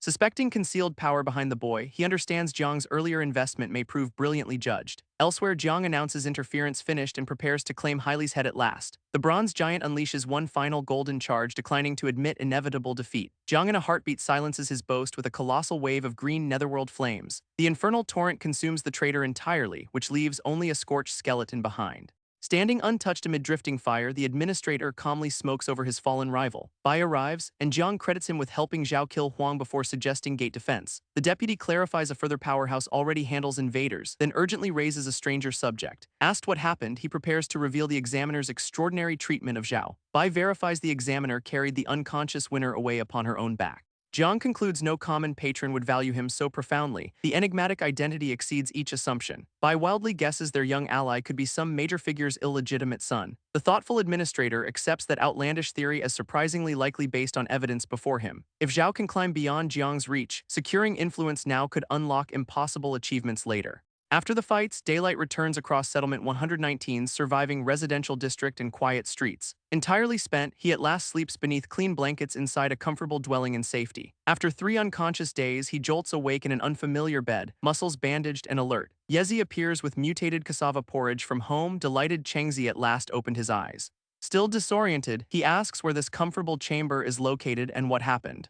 They remain in Settlement 119's examiner residence. He slept 3 days while Yezi visited daily. He identifies the collapse as backlash from repeatedly forcing transcendent technology while Yezi celebrates real brown sugar. Before recovery queries continue, a familiar woman's voice enters from the doorway and declares he is awake. Guanju arrives elegantly dressed, admitting she feared he would not awaken before departure. Her sudden appearance leaves him visibly startled, flustered, and unsure why she stayed. Yezi catches that uncommon blush and quietly questions whether exhaustion is making him hallucinate. She clarifies company sent her as examiner and states his recovery at last lets her relax. Astonished, he wants to know whether she truly waited nearby through all 3 unconscious days. She verifies, citing unfinished examiner duties while Yezi discovers the official explanation disappointingly boring. Then she presents new identity cards officially certifying both friends as Brahma members. 3 expensive cards confuse the recipients since only 2 friends stand before her. Guanju clarifies the trial allowed 3 winners maximum, yet only these 2 qualified. In place of destroying the unused card, she presents it as a personal favor. He accepts cautiously and pledges to repay that favor fully sometime in the future. Observing their exchanged looks, Yezi imagines showing equal affection with Zio Yu someday. Guan 36 interrupts by warning his mistress their remaining time is disappearing swift now. The reminder in a heartbeat sobers both friends. As Guanju prepares to explain departure before departing, Guanju pauses beside the bed and declares one final gift. Unlike the Brahma cards, this small purple stone comes fully from her personally. Calling it a lucky charm, she places it in his palm for future work. Guanju presents a straightforward goodbye, then leaves with Guan 36 waiting beside her. Observing her disappear, he feels bizarre reluctance, faintly echoing his sister's departure but less painfully. Yezi in a heartbeat catches him staring and mercilessly teases that regret arrived after silence. Disregarding the bait, he hands over Yezi's Brahma certification and keeps the remaining cards. His friend shows Guan personally carried him back, ridiculing the missed chance for kindness. Understanding she witnessed everything and stayed afterward, he cannot suppress a quiet smile. Jiang arrives with Bai, Zhang, Hua, and others, asking whether the examiner already visited. From the bed, he verifies their private meeting already happened just moments earlier. Hua and Zhang burst into relief, exposing Yezi stayed awake beside him throughout recovery.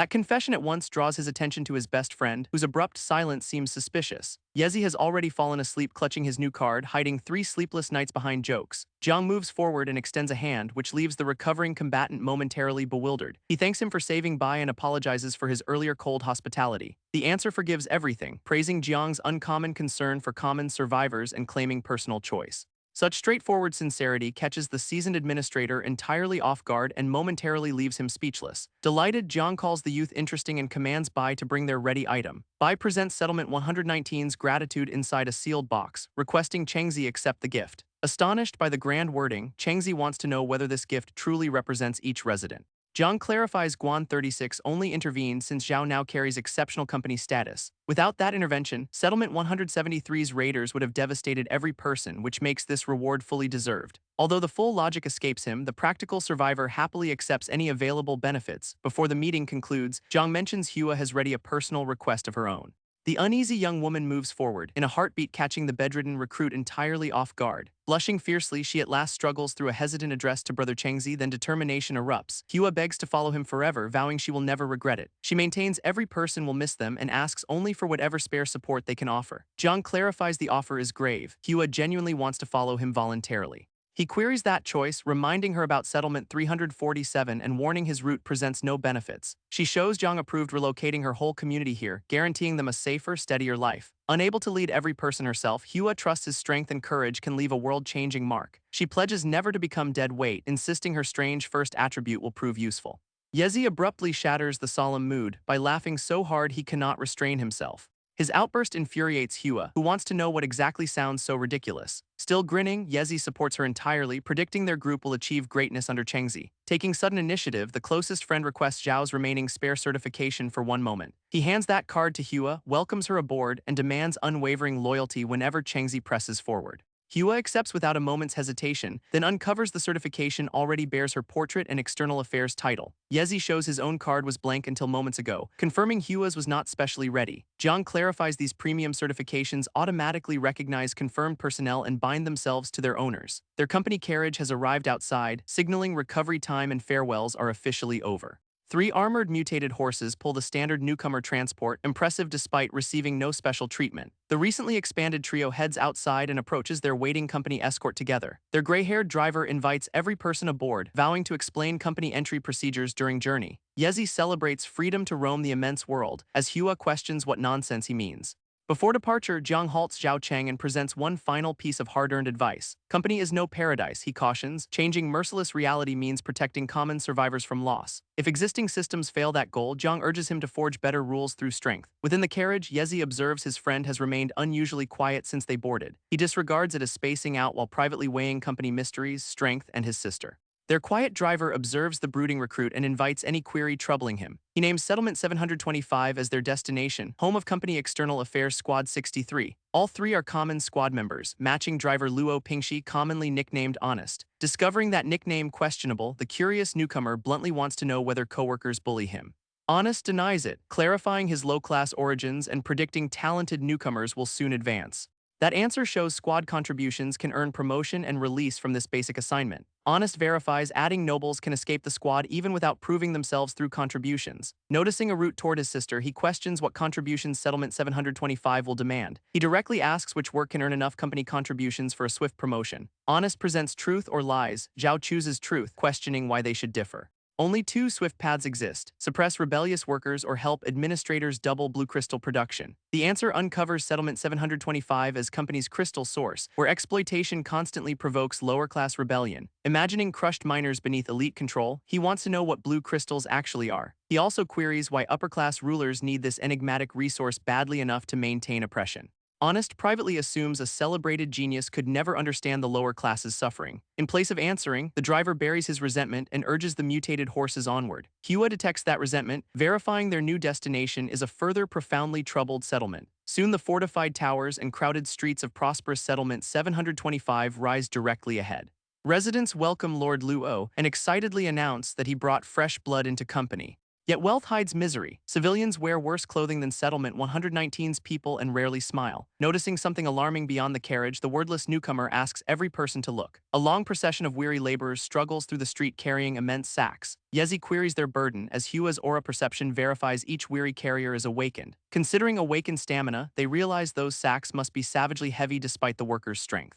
Yezi suspects blue crystals fill them and condemns the familiar settlement machinery of exploitation. However, no visible overseer carries a whip, which makes direct physical coercion seem absent. That contradiction makes both companions wonder whether the awakened laborers somehow volunteered for this misery. He understands the invisible whip. Crushing rulers leave the lower classes no meaningful choice. Honest at last halts at Squad 63 headquarters and commands every person out to meet their leader. A monumental company building crowned by a radiant lotus projection towers above the newcomers. Even clash-hardened travelers pause, stunned by the headquarters' vast staircase and extravagant scale. Their escort slices sightseeing short and leads them onward, keen to complete his assignment. Yezi observes their detour around the grand facade and questions why they avoid the primary entrance. A flamboyant magenta-haired man answers that only important people qualify, insulting them as bottom-class bumpkins. Honest recognizes this troublesome young master at once and softly fears their arrival just became complicated. Yezi recognizes a classic story nuisance and prepares to unleash his most shameless mischief. Changzi notices that perilous grin and knows his closest friend's troublemaking instincts have awakened. Feigning innocence, Yezi calls the stranger Rooster brother and wants to know whether he must be important. The magenta-haired bully in a heartbeat bristles, insisting on who exactly the newcomer dared call a rooster. Yezi doubles down, comparing that immense crest to either a rooster or egg-laying hen. Enraged, the stranger seizes his clothing and commands him to repeat the insult. Yezi retreats verbally, then questions why this important man also used the supposedly inferior side gateway. Noticing his trap land, the troublemaker notes that Rooster Brother plainly came through here too. One final jab labels the enraged stranger a further no one from the countryside, smashing his restraint. The insulted man assaults Yezi, attempting to settle their argument with a sudden heavy punch. Before impact, Changzi intercepts the strike with crushing force and shields his rash friend. Feeling that unforeseen power, the attacker freezes as a calm warning forbids fighting here. A further cold warning pledges lifelong regret if the arrogant newcomer ignores this final chance. The young master at last yields, yet vows their unfinished grudge will return later. Honest swiftly gathers the newcomers, reminding every person their squad leader still awaits inside. Left behind, the enraged bully pledges those little brats will ultimately repay each humiliation. His sword-carrying attendant even volunteers to remove them permanently, exposing truly perilous backing. Inside headquarters, Honest formally reports the three new members before completing their introduction. Instead, the commander commands them straight toward the blue crystal mining dungeon to suppress a further riot. Honest obeys at once and clears the way, despite obvious fear surrounding this urgent assignment. A towering bearded captain dominates the hall, formidable yet noticeably weaker than Jiang Mimi. Honest identifies Captain Jiang Zhenshin, level 27 and second only to Settlement 725's administrator. Since level 27 drops below Jiang Mimi, Changzi wants to know what terrifying level the administrator reached. Honest shows the ruler is now a level 30 powerhouse, startling all three newcomers. Level 30 shocks the trio, yet Changzi focuses on Honest's visible nervousness instead. Honest cautions that no one dares discuss Settlement 725's administrator privately at all. One careless statement can create leverage, and company employee status presents absolutely no protection. The warning paints this ruler as a further merciless tyrant frighteningly similar to Fan Dahu. Honest redirects them towards standard company uniforms before sending anybody into the field. Fresh purple uniforms at last make the rough travelers look presentable, delighting Hua especially. Then Honest charges every person onward, fearing punishment if the captain uncovers their delay. Yezi distrusts riot suppression, Hua follows Changzi, and he chooses investigation before judgment. The uniformed trio charges downstairs as sudden irate commotion erupts somewhere along their route. Yezi halts mid-stride when disturbing cries echo upward and wants to know their source. Changzi identifies unmistakably human cries out, as Hua understands they are rising from underground. Elsewhere, the enraged magenta-haired young master turns his anger toward his own attendant. He berates the man's rash violence, arguing no one can witness authority if each opponent vanishes. The bewildered swordsman tries an explanation, only making his impatient master even angrier. No excuses are accepted. The youth wants fame, company authority, and strategic intimidation instead. He at last introduces himself as Sima Yan, resolute to bring honor upon the formidable Sima family.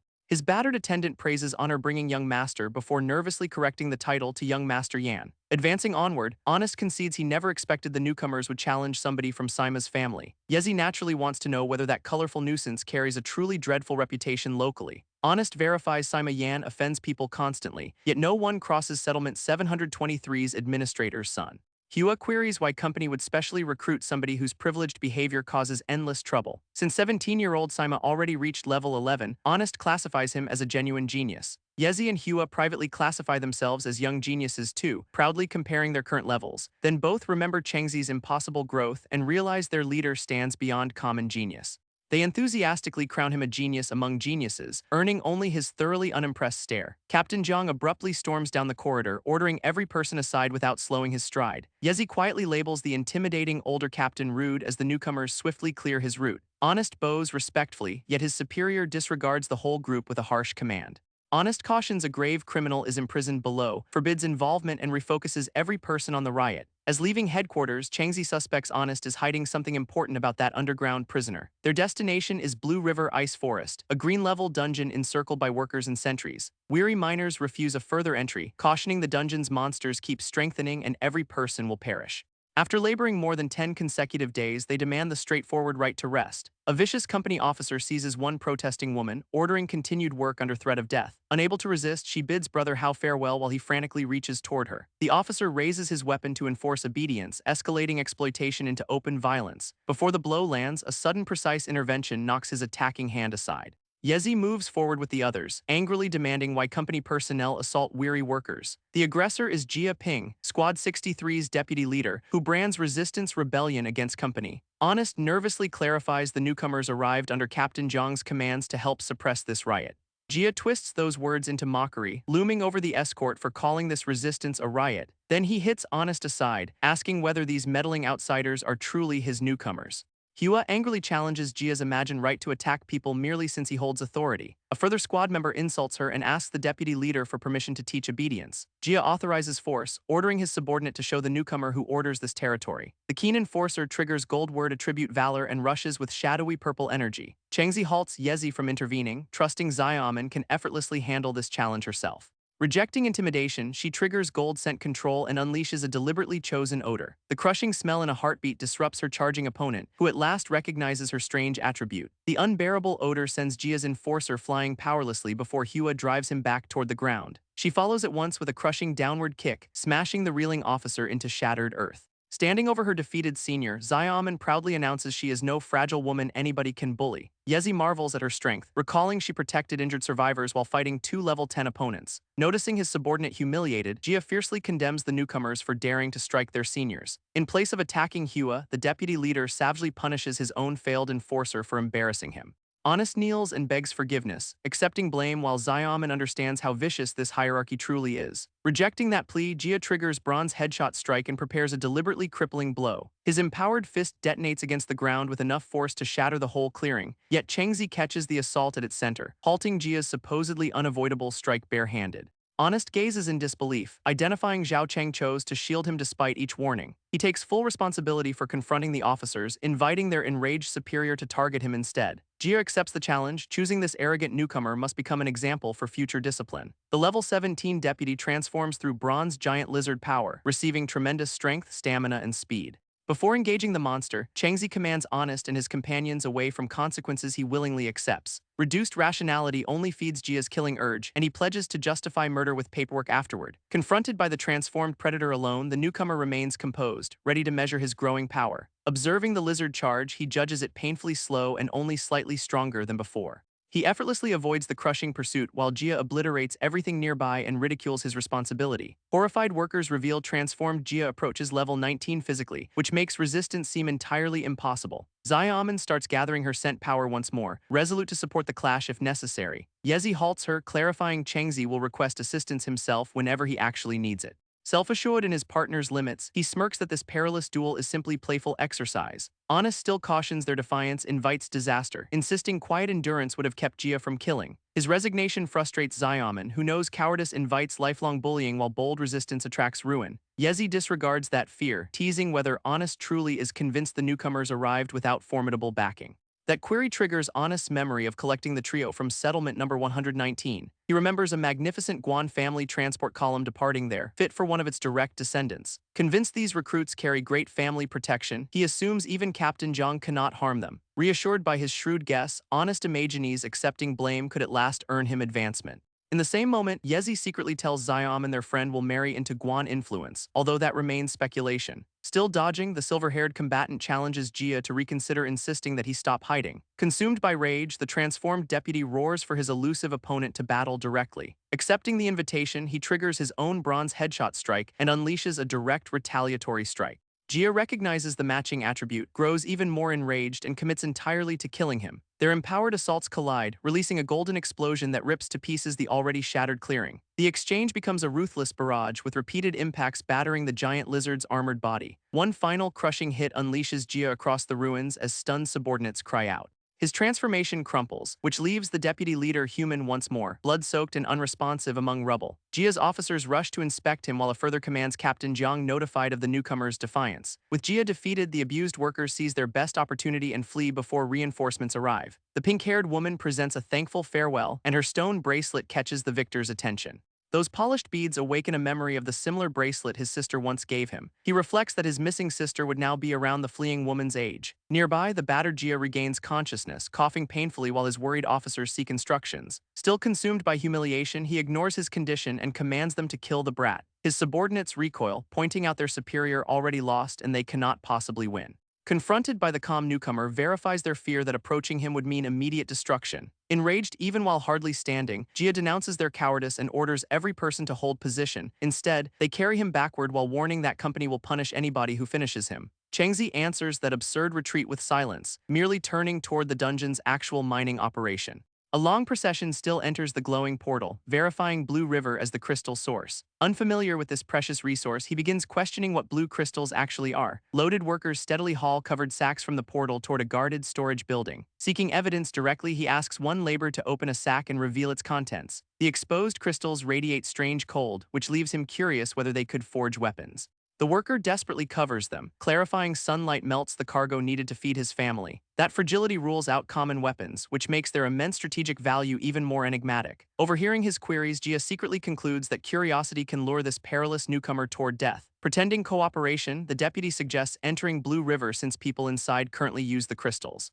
Jia doubles down, insisting only entering personally will reveal how the upper classes use blue crystals. The challenge works, and Chengzi agrees to inspect the dungeon despite recognizing the obvious peril. His answer delights Jia, who privately vows the icy realm will finish this troublesome standout. Before entering, however, the newcomer grabs his injured foe and demands that Jia accompany him. Disregarding frantic pleas, he hauls the schemer through the portal as insurance against any trap. Yezi and Xiaoman at once follow, which leaves the remaining officers stunned beside the gateway. Those officers remember a formidable young master is already inside as one messenger seeks Captain Jiang. Honest softly wants to know whether they actually learned the newcomers' identities before provoking them. They dismiss the trio as common border recruits and demand that he stop acting enigmatic. Luo boldly claims they represent the Guan family, in a heartbeat terrifying each officer who hears. Whether true or not, he calmly predicts every person will discover the answer soon enough. Since honest rarely lies, the afraid men imagine Guan protection could neutralize even Settlement 725's rulers. Unaware rumors are spreading outside, the group enters an immense frozen realm crowded with laborers. Immense ice mountains are riddled with mining holes, as awakened bodies alone withstand the lethal cold. Xiaoman shows each transporter is awakened, although their levels remain extremely low here. I marvels that precious awakening stones produced a whole workforce reduced to manual labor. As every person studies the mine, Jia softly slips away, seeking protection from the young master. He dashes across the ice and loudly begs the young master to save him from peril. Xiaoman observes the escape, yet her leader allows it since they came searching for people. Bewildered by that explanation, she asks exactly whom the group plans to find. He clarifies they seek the upper-class consumers, resolute to learn why workers suffer so badly. Yezi understands at once. Both friends came from the exploited class, and Chengzi sees his past. Jia's repeated cries lead them toward a nearby tent where the enigmatic young master waits. The silver-haired investigator hurls open the gateway and fixes his defeated guide with a hard stare. Inside, a blonde noble lounges beside two attendants beneath the gaze of an immense wolf. Jia crawls before him, asserting the newcomer is leading rebellion against Blue River's authority. The arrogant host disregards border recruits as ignorant nobodies whose deaths require only a brief scolding. Behind the visitor, Jia's eyes flare with satisfaction as he anticipates fatal punishment. The blonde host presents what he considers generous mercy before hearing the newcomer's actual query. He demands 10 kowtows, vowing forgiveness and even promotion to vice captain in return. Jia panics at that reward, understanding this rival would beat him daily as vice captain. The newcomer declines absolutely, announcing he kneels for no one unlike the noble's obedient lapdogs. Jia erupts over the insult, as other officers privately appreciate somebody humiliating their arrogant superiors. Disregarding them all, he asks only why Blue River forces endless mining of blue ice crystals. The blonde at last identifies himself as young Master Meng and agrees to answer from sheer amusement. A pink-haired attendant obediently prepares his drink while the lounging heir observes without concern. She carves blue crystal into the red liquor, exposing its priceless purpose as aristocratic refrigeration.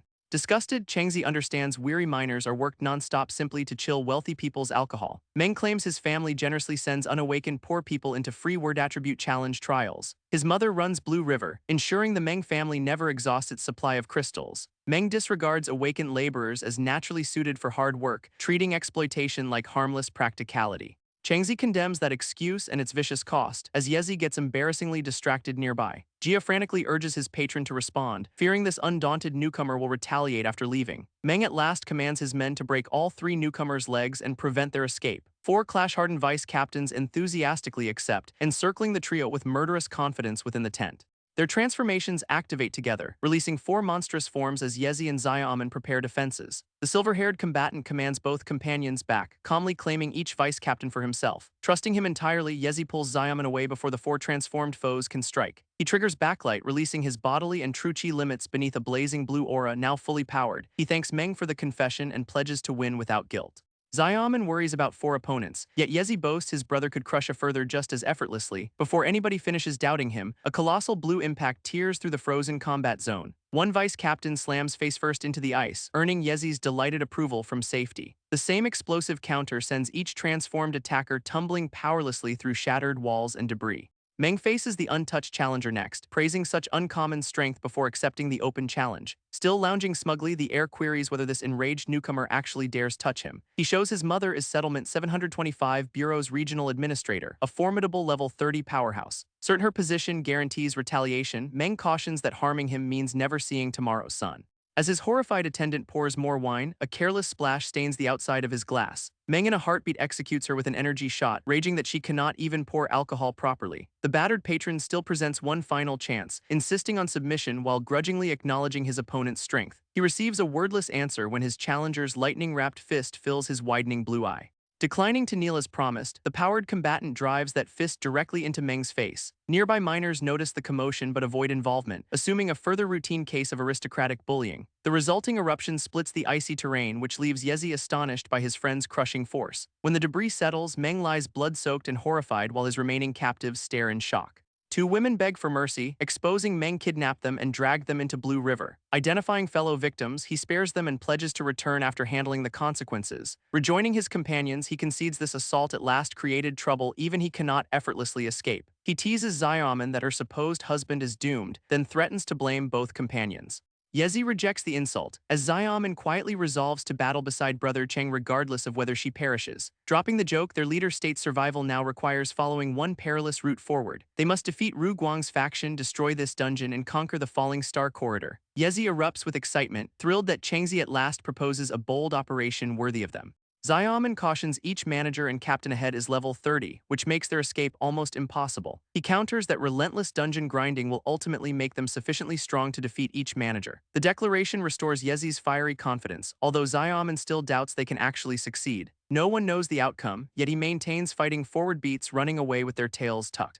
Thinking of his sister, he understands they need company. Standing before her, trail vanishes beyond reach. An enraged shout follows as the resolute trio races deeper through a towering frozen passage. Behind them, Meng and his battered vice-captains struggle upright amid the still-floating wreckage. One enraged survivor vows to bury each newcomer beneath the shattered ice before they escape. Meng produces a custom signal orb, ordering a subordinate to summon his mother with a fake household emergency. Xiaoman recognizes the uncommon device as it flies toward the ground, threatening to expose them at once. Before the orb can shatter, Changzi rockets back through blue lightning as Meng pledges prolonged revenge. Frantic officers charge the fallen signal, convinced their foe lacks the nerve to kill them. They miscalculate entirely as his blue-edged counter tears through the first attacker without a moment's hesitation. The remaining vice-captains recoil in horror, understanding their formidable patron may no longer protect anybody. Blood-soaked, Meng stammers about his mother once more, unable to comprehend anybody defying his family's authority. A final blue strike silences the threat and sends the arrogant young master crashing away. Yezi and Xiaomin arrive with weapons ready, equally finished with hearing endless boasts about his mother. Two surviving officers lunge for the signal orb, believing activation presents their sole opportunity of survival. Xiaomin floods their senses with unbearable stench, which makes both men recoil before reaching it. Already moving, their leader sweeps past both distracted officers and announces their reaction hopelessly late.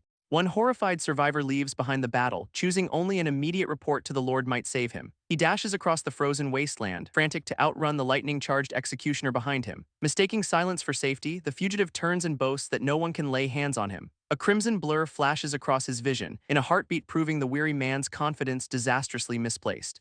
Changzi disregards the finishing blow as a casual side swing, sending the last runner tumbling. With each pursuer down, Yezi commands the bodies concealed inside tents to delay discovery outside. Yezi verifies crystal hauling carries on normally, clarifying the supposed truce simply draws out whoever caused trouble. Xiaomin starts asking about their following move once the temporary concealment buys them breathing chamber. Before answering, Changzi assigns Yezi to stall Luo Pingxi and keep their disappearance unnoticed. The self-assured negotiator accepts in a heartbeat, assuring both companions that delaying Lord Luo will be simple. He stays behind to manage the official while the other two move ahead into the dungeon. Somehow he calms Luo Pingxi and secures his help maintaining order, officially launching their expedition. Deeper inside, multiple roaring ice monsters surround the reunited trio and assault from all directions. At level 7 and 99% experience, Xiaomin unleashes herself into one beast with a flying kick. Yezi remains level 8 with 12% experience while hammering a further crystal-backed monster at close range. Still level 10 with 9% experience, Changzi carves through a third beast using a blazing arc. Each companion gains 90 experience, as Swift Lord triggers and adds a further 15% bonus. They continue grinding through the whole pack, combining arrows, scent tricks, and rapid melee assaults. 5 hours later, Captain Jiang's jerky fuels level 13 Changzi, level 11 Yezi, and level 10 Xiaomin. Despite their low starting tiers, experience requirements keep climbing, which makes far ahead crucial to his rapid progress.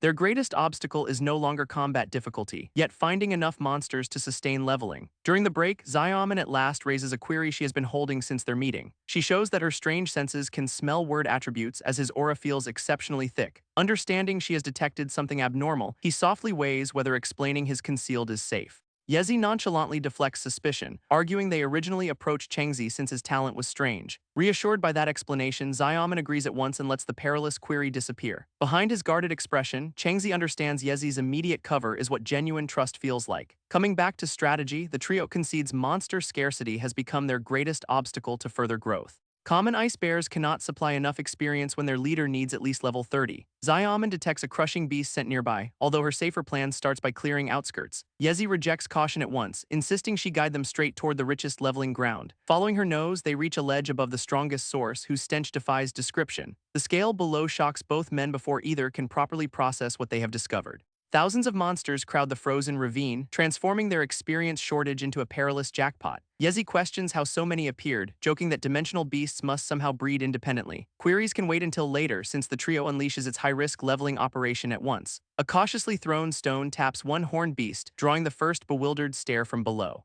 Yezi answers that stare with shameless mockery, deliberately provoking the monster into chasing him. The whole crystal-backed horde takes the bait, surging after him through the narrow frozen passage. At the chosen point, Xiaomin triggers scent control and spreads purple energy across their advance. Her binding scent catches bears, wolves, and horned giants together, disrupting the whole charging mass. With each target gathered and restrained, she gives the signal for their finishing assault. A colossal blue eruption tears through the trapped pack, scattering survivors toward each possible escape. He stops their retreat with a further attribute-powered strike, reaching level 15 and 12% experience. Now level 12 with 10% experience, Yezi celebrates their flawless pulling, controlling, and finishing system. The results prove him right as Xiaomin reaches level 11 with 3% experience. Declining to relax, Changzi drives the grind onward, believing level 20 will at last provide real confidence. He acknowledges the latest level granted an exceptionally strong new entry, although its exact power remains unrevealed. His companions race back toward the horde, self-assured thousands of surviving monsters will supply enough experience. Under the rising moon, he understands monsters are plentiful, but time depends fully on Luo Pingxi's delay.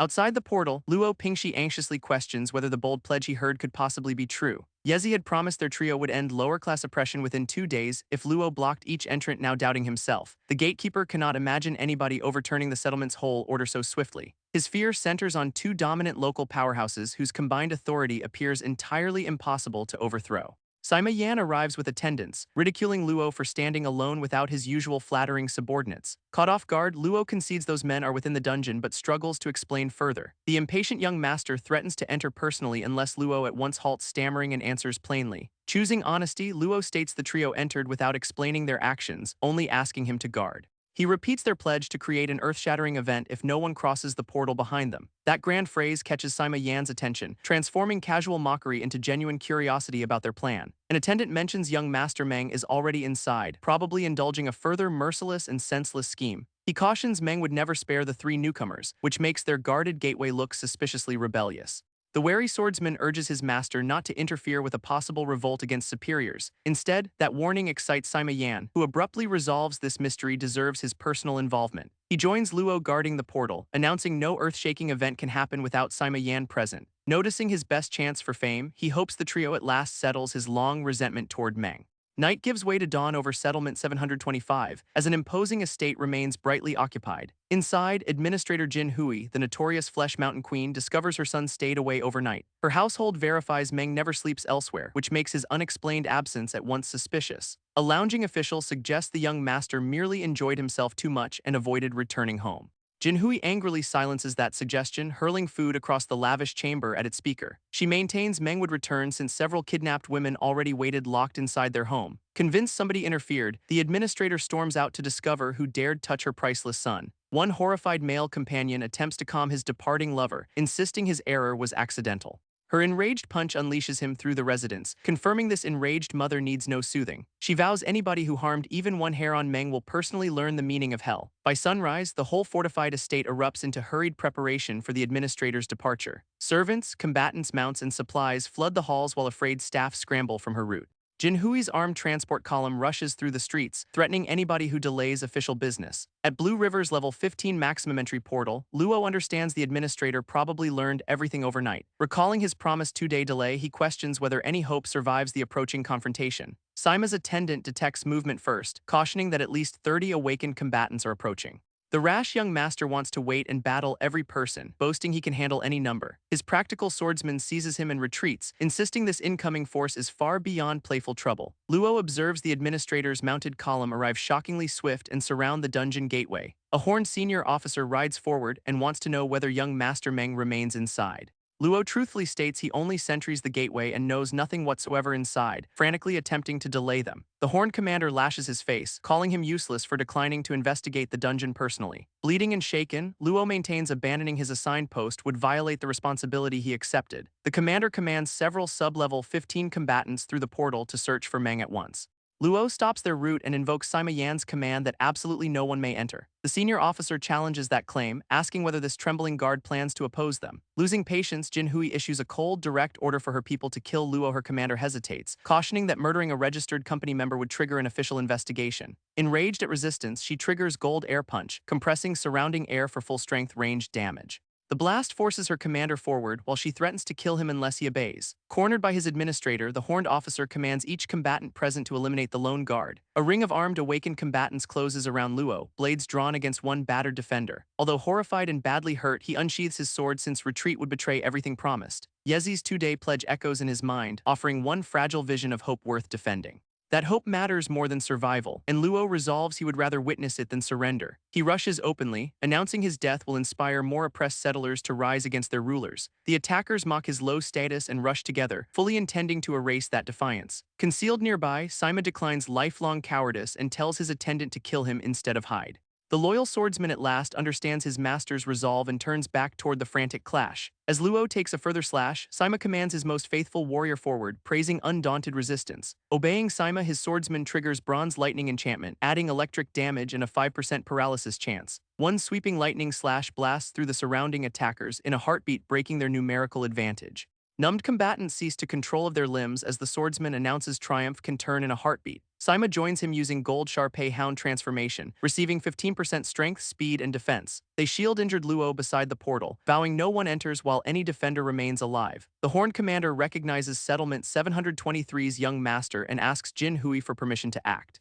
Without a moment's hesitation, the administrator commands him to eliminate each defender standing before the dungeon. He accepts, vowing to demonstrate the immense power gap even between different gold attributes. His gold Black Needle Giant Wolf transformation grants 25% strength and defense, plus 10% speed.